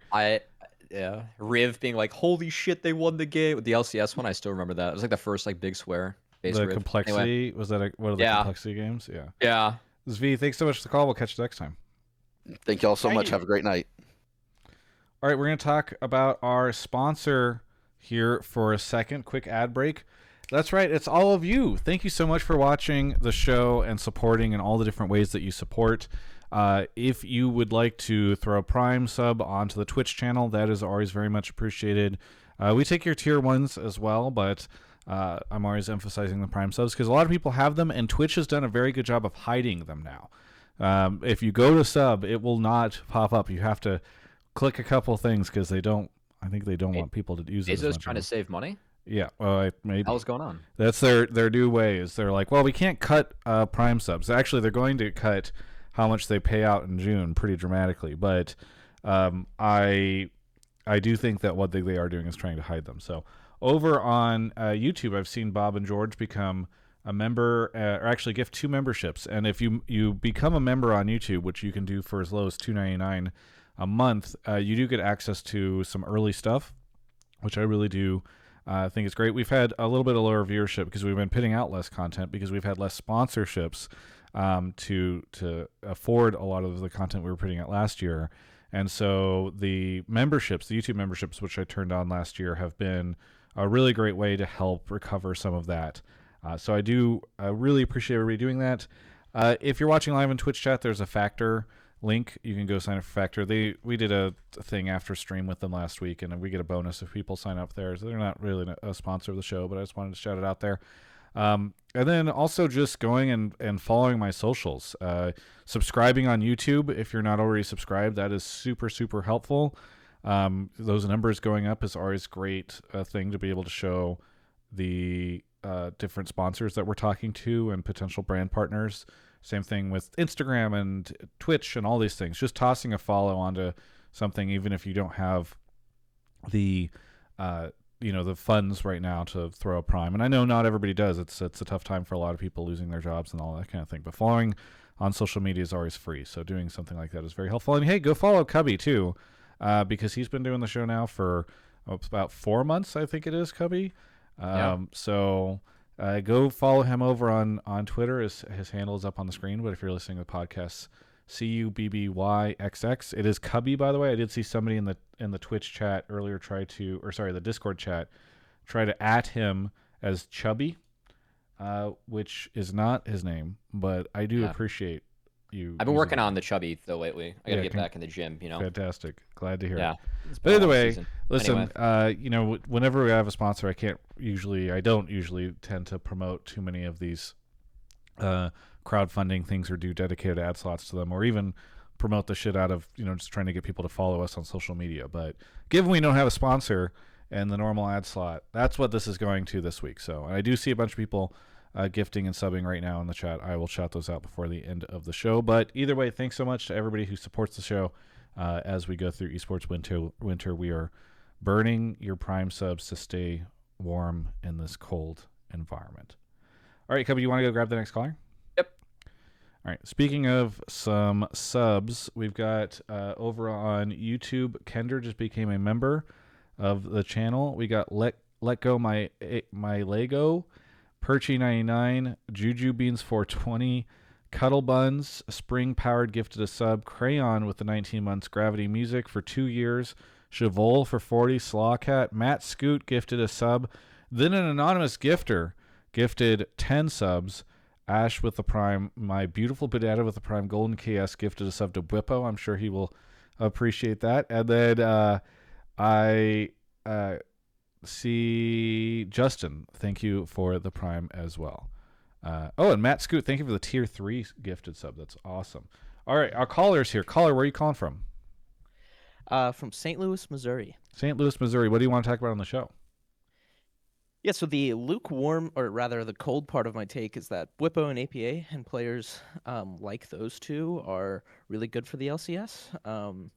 The hot part of my hot take is that Bwipo and APA are the two best players to come to the LCS, and if anything happens to their teams, they should be the last people to leave. Okay, so wait, you're saying they're good because of their personalities? I assume that was the first part. Is you're saying like their ability to Oh, sorry, yeah, I didn't finish it. yeah, go Mainly for for it. brand reasons. From the And brand I would perspective, like to- they're great. But you also said they're the best from what perspective? Right. So I'm not talking performance-wise because, I say this is a huge Team Liquid and APA fan, obviously. Bwipo, you're obviously a better player. I'm not comparing you guys from a skill Oh, I perspective. mean, I held him in high regard, but recently he's been anything a bit too much for me to hold him in the same regard I used to. But I think he's good. Go on. Can be good. But my point is from a brand perspective, right? Like I've been watching since Steve was a professional player, right? Back when he was supporting Curse back in the day, right? And the things that really stood out to me were like Saint Vicious and Elements arguing on that live stream they used to have in the house way back in the day, right? Like those sorts of relationships are missing. And I know people reference Double Lift a lot because he has a personality, but he was kind of the only one. And now, I mean, APA's banter and everything, like I was so invested in laughing so hard at the best of 5 that you guys had. And Bwipo, I'd love to hear your input on if he actually got in your head when he shin taunted the 5 of you guys down bot lane. But like those interactions, I think are so fun to me and have brought me back to the LCS as a viewer more than anything else has in the last probably 6 years. I appreciate you sharing. And for me, the only time I actually got in my head was I was like, he was just like talking shit. Like after game 3, I think it was just like, I already talked about this on pros, but basically like what I was triggered by is that like the level of the best of 5 was so low, and like people were just shooting like blows back and forth, and it was just like, bro, like we are all pissers in a farmers league right now. Like why are we talking this much trash? Like come on, like. We're actually playing as if we're in a farmers league, like it's crazy how bad everyone is playing, because like I was like running it down in lane, and then like Impact shows up with like 5 CS per minute with like 9 kills, and like don't get me wrong, I have a lot of respect for Impact, but like you can't really be considered playing a good game of League of Legends when you have 5 CS per minute in a competitive game, you know what I mean? Like just like the way everyone was playing was just like kind of low, and by kind of low I mean like really people were kind of just playing bad. So it kind of frustrated me that he was yapping whilst we were all having bad games, because like I think he was, even amongst all those situations, probably the worst performer. So yeah, it annoyed me that he was yapping, and I just wanted him to like shut up, because I felt like everyone was playing poorly and it was just weird. Isn't that a win for him though, that you're annoyed? Oh yeah, no, I mean I just muted him and moved on with my life real quick. Like because I mean that has been, I interviewed him. It's up for members right now on YouTube, to plug that. But I was like, hey, like, are you doing this strategically, or are you doing it comedically? Like, what is the thing? And he's like, I mean, I think it's a little bit of both, and it helps. And like, if the other team is put off by my behavior, then that is a little bit of an advantage. I mean, I'll tell you this, like G2 was like they were way better at yapping than him, and like I handled those guys. So really, like when it comes to yapping, like he's just as much of a pisser as he is in game. Like you're like, I was born in the yap. I was made from it. Literally, like those guys, they got under my skin. I was like, fuck, dude. Like I lost like 4 finals against these guys, or like 3 finals in a row. Like I fucking hate these fuckers' guts, But him, it's like, it's just cute, like, sure, bro. Like, you think, you think you're Wonder, you think you're Perks, like, you're just a little baby, little man. Like, he's actually just little man to me. Like, that's what he is. See, but, like, to my point, this is, like, the exact type of stuff I love, because, like, this is just, I'm laughing over here because... Yeah, makes sense, yeah, no, it's funny, yeah, I mean, I agree. Like, to me, it's funny, too, when I think about it, because I never actually thought about it, but that's, like, I thought about it, I actually was talking to my teammates in comms. I was like, guys, like, APA yapping to me is like it's nothing compared to like those fuckers, because they got in my head, like I actually will admit, like I was fucking triggered sometimes when they were all chatting, and like it took effort to like admit that blocking them was the best play. Like I like hated myself for blocking them, but I had to, because it was just like, fuck man, I've lost so many times against these guys, like they have a point. Oh god. I love the yap term in general. Like I guess it's from TikTok or something, but I feel like it's just broken into the LCS in the past couple of weeks, and it's been very funny to see. Okay, Bwipo, on the tournament realm where the games are played, if you mute an opponent, do they just stay muted for the rest of the season, or like do you have to remute them every game? I don't know You have how to that's block them. okay. It's Yeah, like you the gotta normal remute them client. every game. You actually have to block them. If you mute them in Yeah. game, it doesn't work. You need to block them like client side. So Gotcha. you can't do that. And like I said, that's why Okay, G2 so players you are have to blocked. mute them every game. They're blocked. No, you can just block them. I was gonna say, like, I didn't mute APA because, well, it didn't bother me too much. But the G2 players are still blocked to this day, I believe. All right, They're good going to to know. MSI, so I actually know, like, half that team is still the same. Actually, I don't think I had Caps ever blocked because he never typed, but I'm pretty sure Wonder is still blocked if I Yeah, have to check. it's hard to imagine Caps being a shit talker. Like, I don't know what he's gonna be. He's just be like, my dad's gonna beat you up after this game.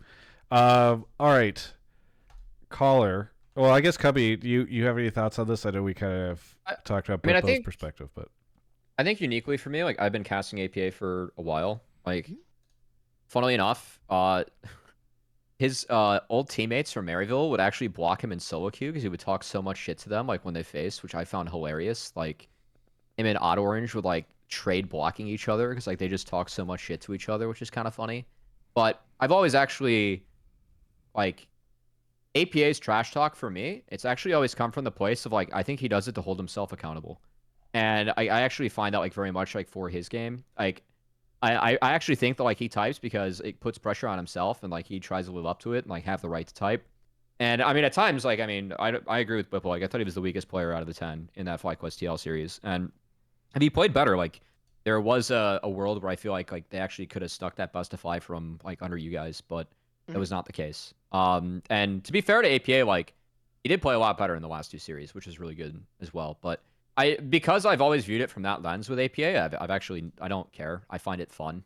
And in other sports, like you get way more trash talk and also way more consequences. Like because in basketball you can throw elbows, or in baseball you can charge the mound, which isn't the case here. So I really don't care. I think it's fun, and if fans like latch on to these guys, like like typing like that, or it's a reason for people to like actually get along, then like yeah, I mean it's whatever. Like it's part of the game, And like I mean you get Bwipo saying like the G2 guys got under his skin. And, yeah, I mean if I lost like finals to these guys and like they typed like that, I mean I can easily see that being a case. So yeah, it's part of the game. Like you got to deal with it, and like I think it's whatever. If people like it, that's great. If they overkill it, like I think there was a call last week that talked about how they were like overdoing it a little bit. I could see that. Like, well, I think the call wasn't even like that the players were overdoing it. It was no, that it's just the like the broadcast was pushing Yeah. it too hard. Yeah, I can get that too, but like, man, I don't give a shit what you guys say. Like, have fun. Like if you want to type, go type. If you want to mute everyone, go mute everyone. I Actually, don't care. I have a really fun. I have 2 things I need to say about this. The first one, because Yeah. otherwise I'll forget. Yeah. Can we please stop comparing winning a best of 5 against 100 fucking Thieves and Dignitas as like playing well? Like Jesus, bro. Like it doesn't take much to beat those teams. That's out of the way. Thank you. Like now that he actually has to play good teams, we will actually verify whether he can play well. That's the teams they played, right? Yeah. Ah, Yeah. that's fair. So yeah, obviously, like pissing on shitters, like that's like, let's be real. Let's not praise a player for doing that. And onwards, Yon actually has APA muted. So the whole argument of like it's just for your team, I actually think that it can trigger your own teammates. And I genuinely think that in that best of 5 we played, he may have triggered his own teammates. Like, Wait, Jan says I would wrong. be shocked. Yang in What? the Twitch chat disputing your statement. He says he doesn't have him muted. Early He spring. said, Early I spring. had Early him, spring.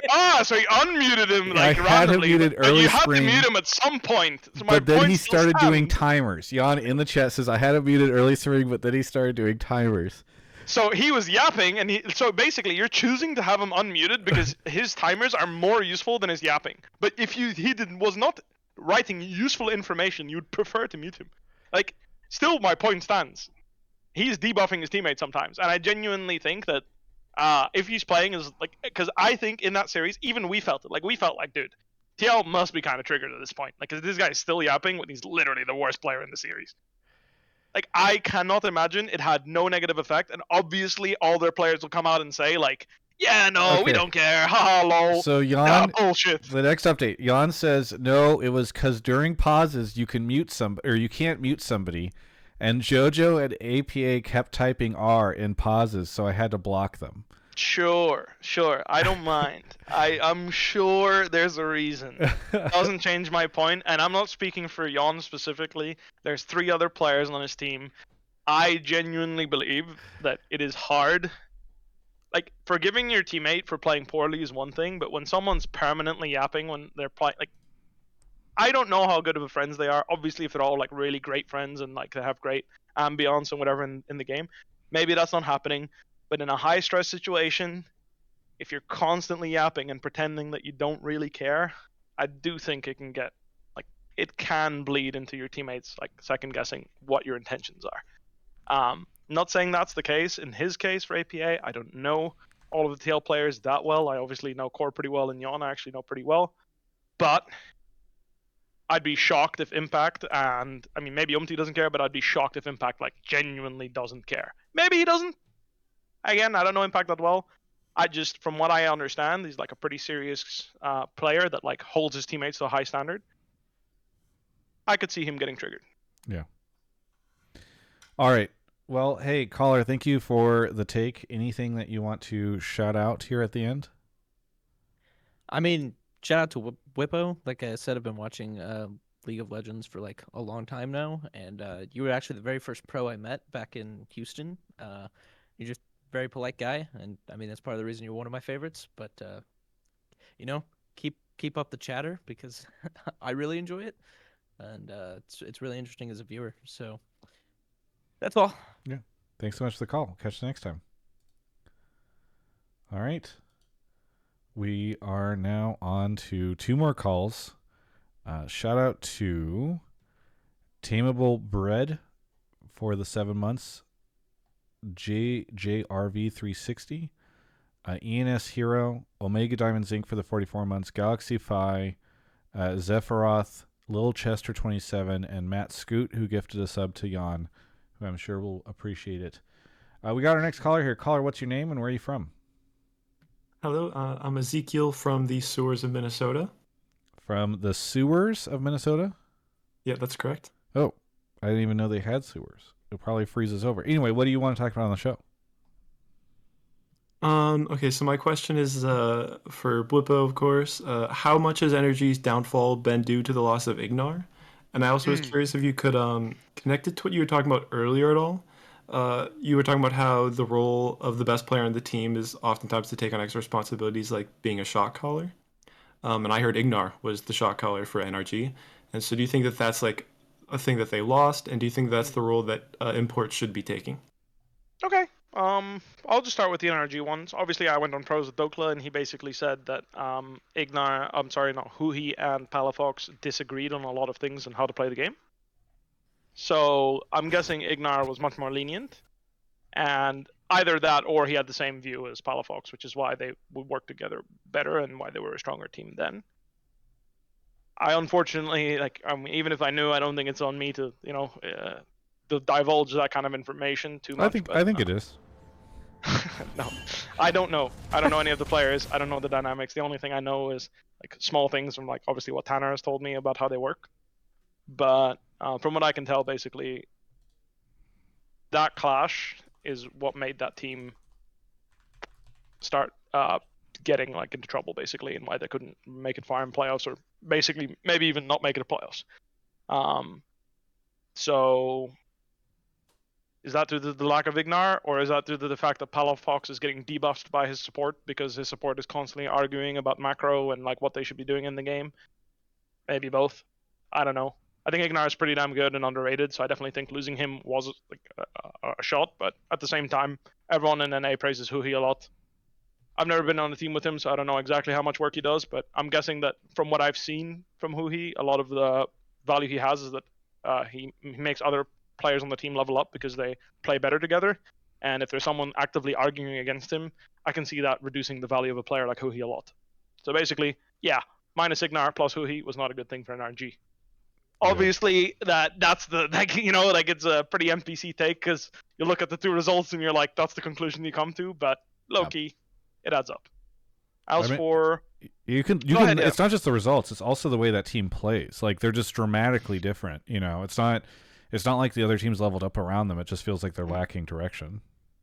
Sure. Yeah.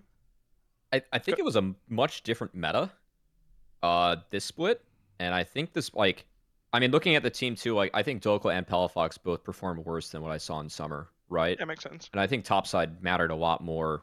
Whereas like I thought FBI was still playing really well. Like I had FBI on my All Pro ballot, and frankly, I think he got a little snubbed. But yeah, like I think that like that also played into it. And obviously like when the game changes, like how you have to play, you know, sometimes different people do have to step up. So that can be different too. Very good. Well, hey, we're kind of speeding through these last couple of calls here. Well, there's a second point he asked about you know, like the responsibility thing, and I think the responsibility is just like like basically in every single team, your best players will show themselves very quickly. It's like very obvious who your best players are. It's a matter of whether you're actually looking at the way they play and what they do. And I mean, I think I've never looked at a team and like been like, who's the best player on this team? Like it's very quick to see who your best players are. It's like super easy to do. So it's just a matter of whether you're being honest with everyone about that, and whether the people that are not the best players at that time, because like I mentioned before, it can change over time and metas. Yeah. Whether or not you're willing to give that guy the responsibility or not, and the people that are not performing as well, are they okay with being like, this guy's the best player on our team, he should get the resources? Usually that's where it gets trouble. Follow up to that, like how many weeks or days did it take for you guys to figure out like, okay, Inspired's probably going to be like the top of the food chain here in terms of like hierarchy and like how we're going to shot call? Like how long did that take for you guys? I think it takes maximum 2 weeks and up to 1 week. And within a week, you can tell who your best players are. Like I think this is true for every single team. You can choose to look at it or choose to be blind to it, but your best players will reveal themselves within a week, max 2 weeks. Yeah. Caller, thanks so much for reaching out. Is there anything that you want to shout out here at the end? Yeah, just really quickly. If the role of imports is to be a shot caller and not necessarily to be like the hands guy, like I think a lot of our current imports are, maybe because Cadriel has no hands, we import him. Team Liquid has the money for it, and that's all. Good to know. Yeah. Hey, I mean, that would... What a stray. Holy shit, can you imagine what viewership would look like for the LCS if we brought Cadriel in and just... Listen, Immortals should do that. Like, they're fucking probably gone at the end of this year anyway. So, like... Why not just bring in Cadriel, let him co-stream whatever he wants, and then put him on the Rift whenever the rest of the time? I think he'd have to hit the ELO requirement, but I'm guessing he has it. I don't know. He's a challenger, but I don't know if the Immortals Socials could handle 100% of the traction.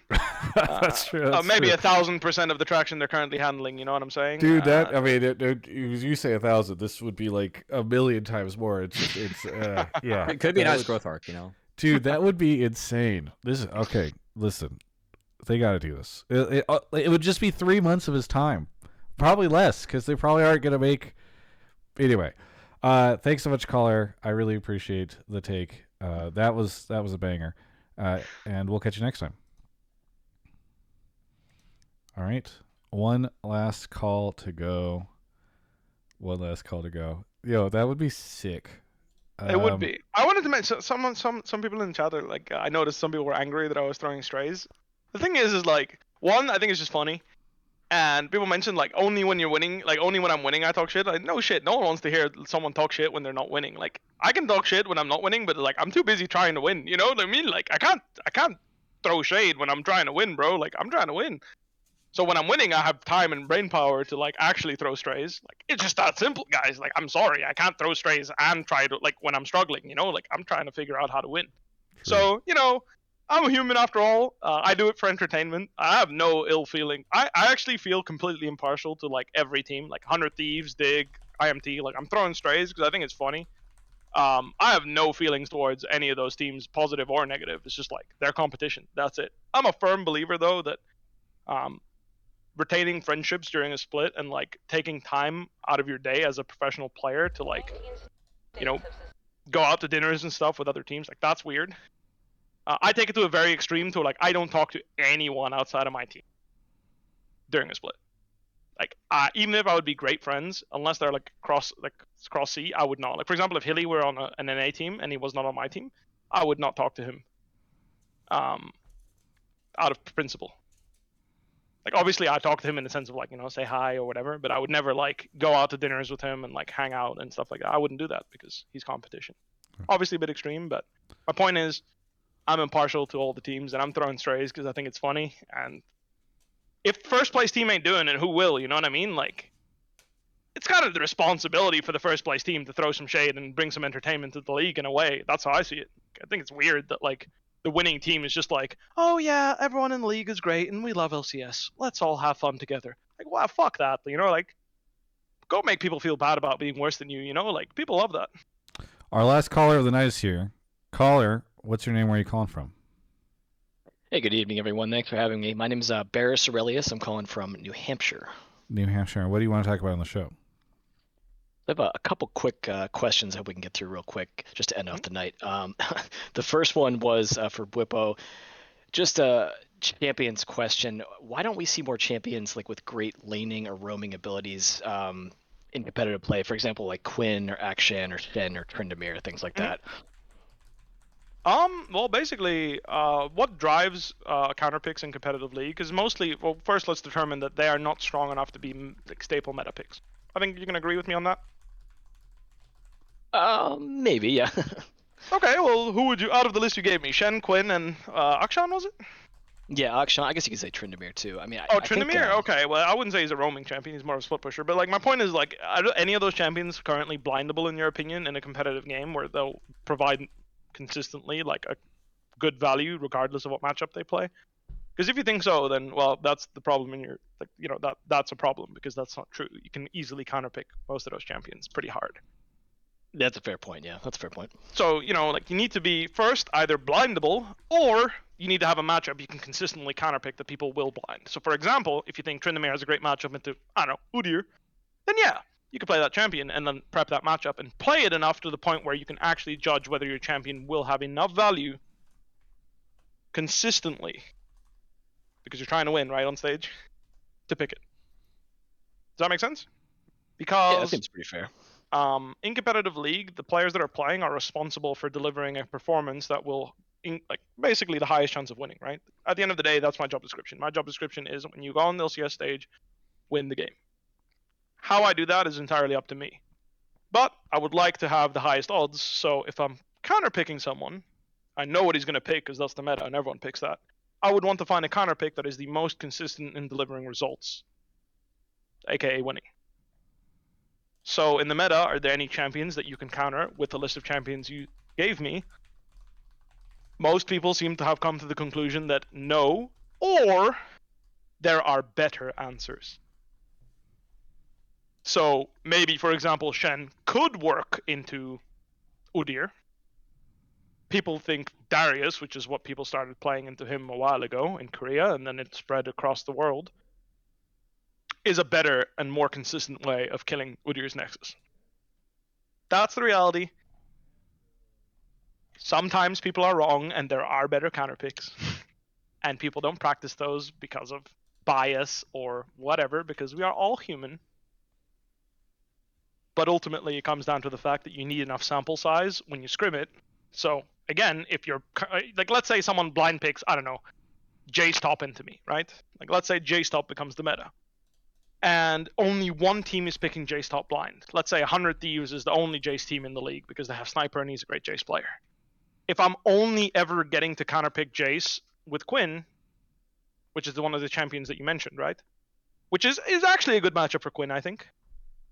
Then I only get to practice that in 100 Thieves scrims on blue side because they don't do it on red side. They only do it on blue. So I have like 3 scrims in that week. And then I'm supposed to, off those 3 scrims, decide whether Quinn is the counterpick in the Jace or not.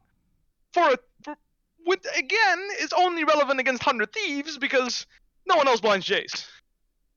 Or I'll just say, 100 Thieves is a Jace team. I'm going to ban Jace because no one else playing Jace. So he's going to blind pick something everyone else plays. And I can continue to practice matchups that I know I'm going to face against everyone else too.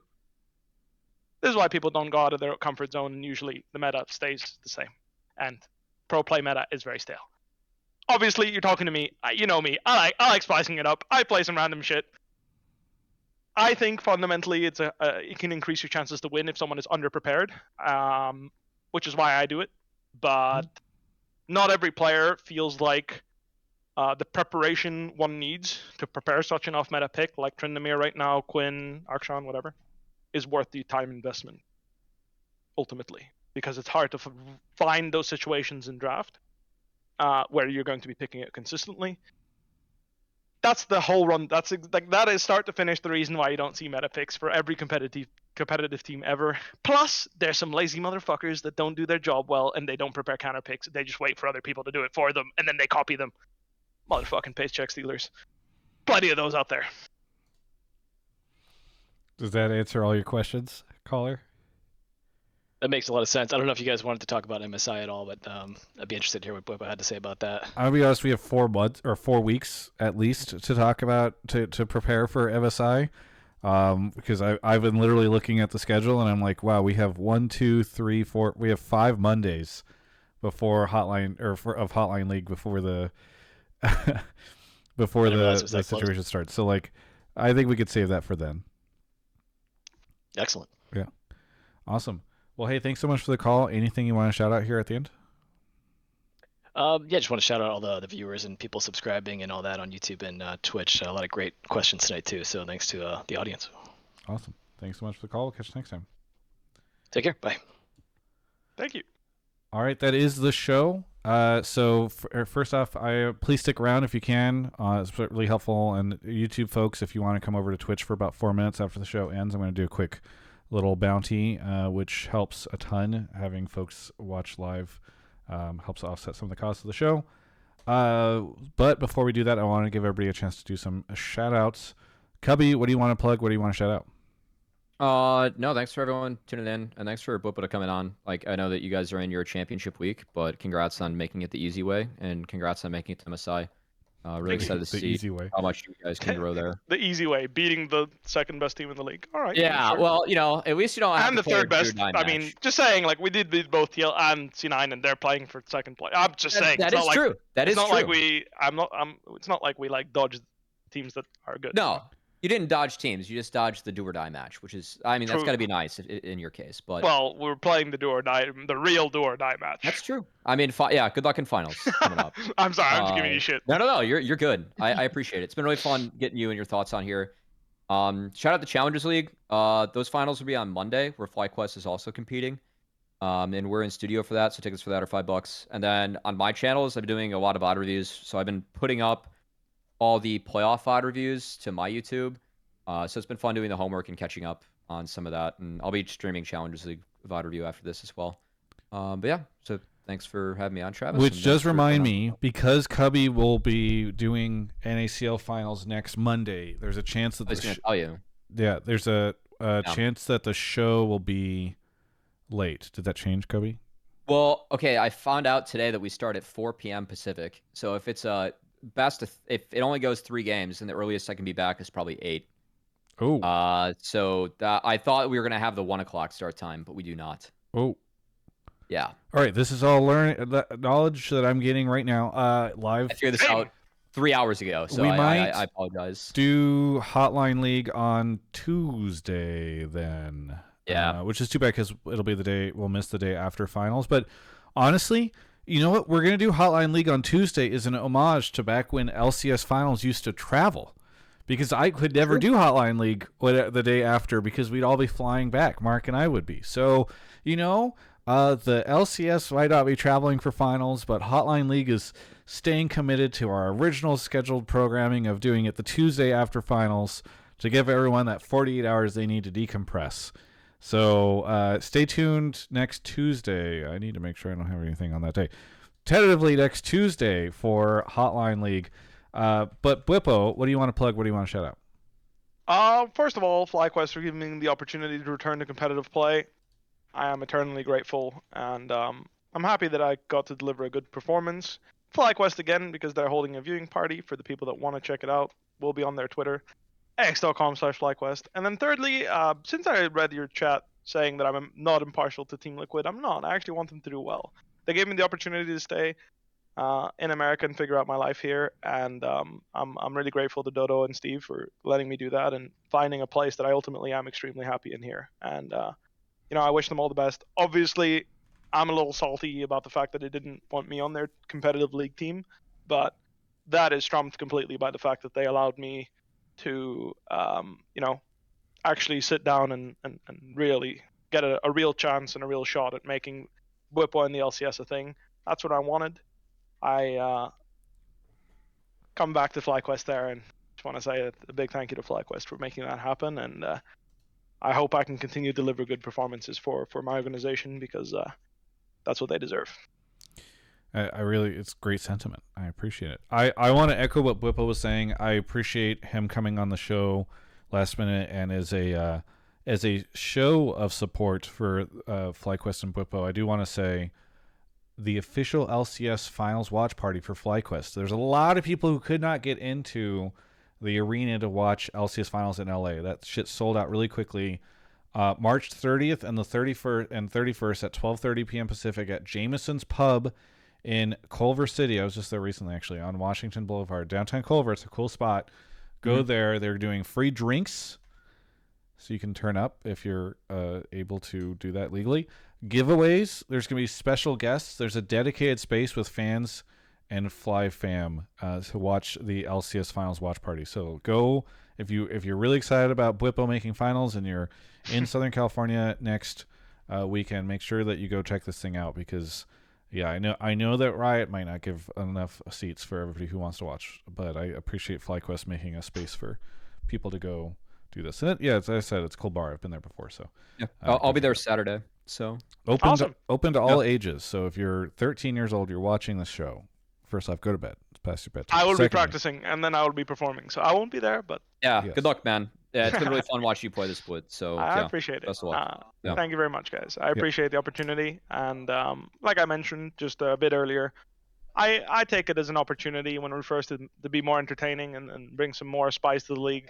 I'm excited for finals. I think actually all three teams have a chance to win, and I think that's what else can you ask for, really? Is actually having a question mark in front of the LCS trophy. I'm hella excited to play, and thank you again. Yeah. Thanks so much, everybody. Thanks for watching. We'll see you all next Tuesday. Enjoy the finals this weekend. Tune into it. It's gonna be a good time. Catch you all later.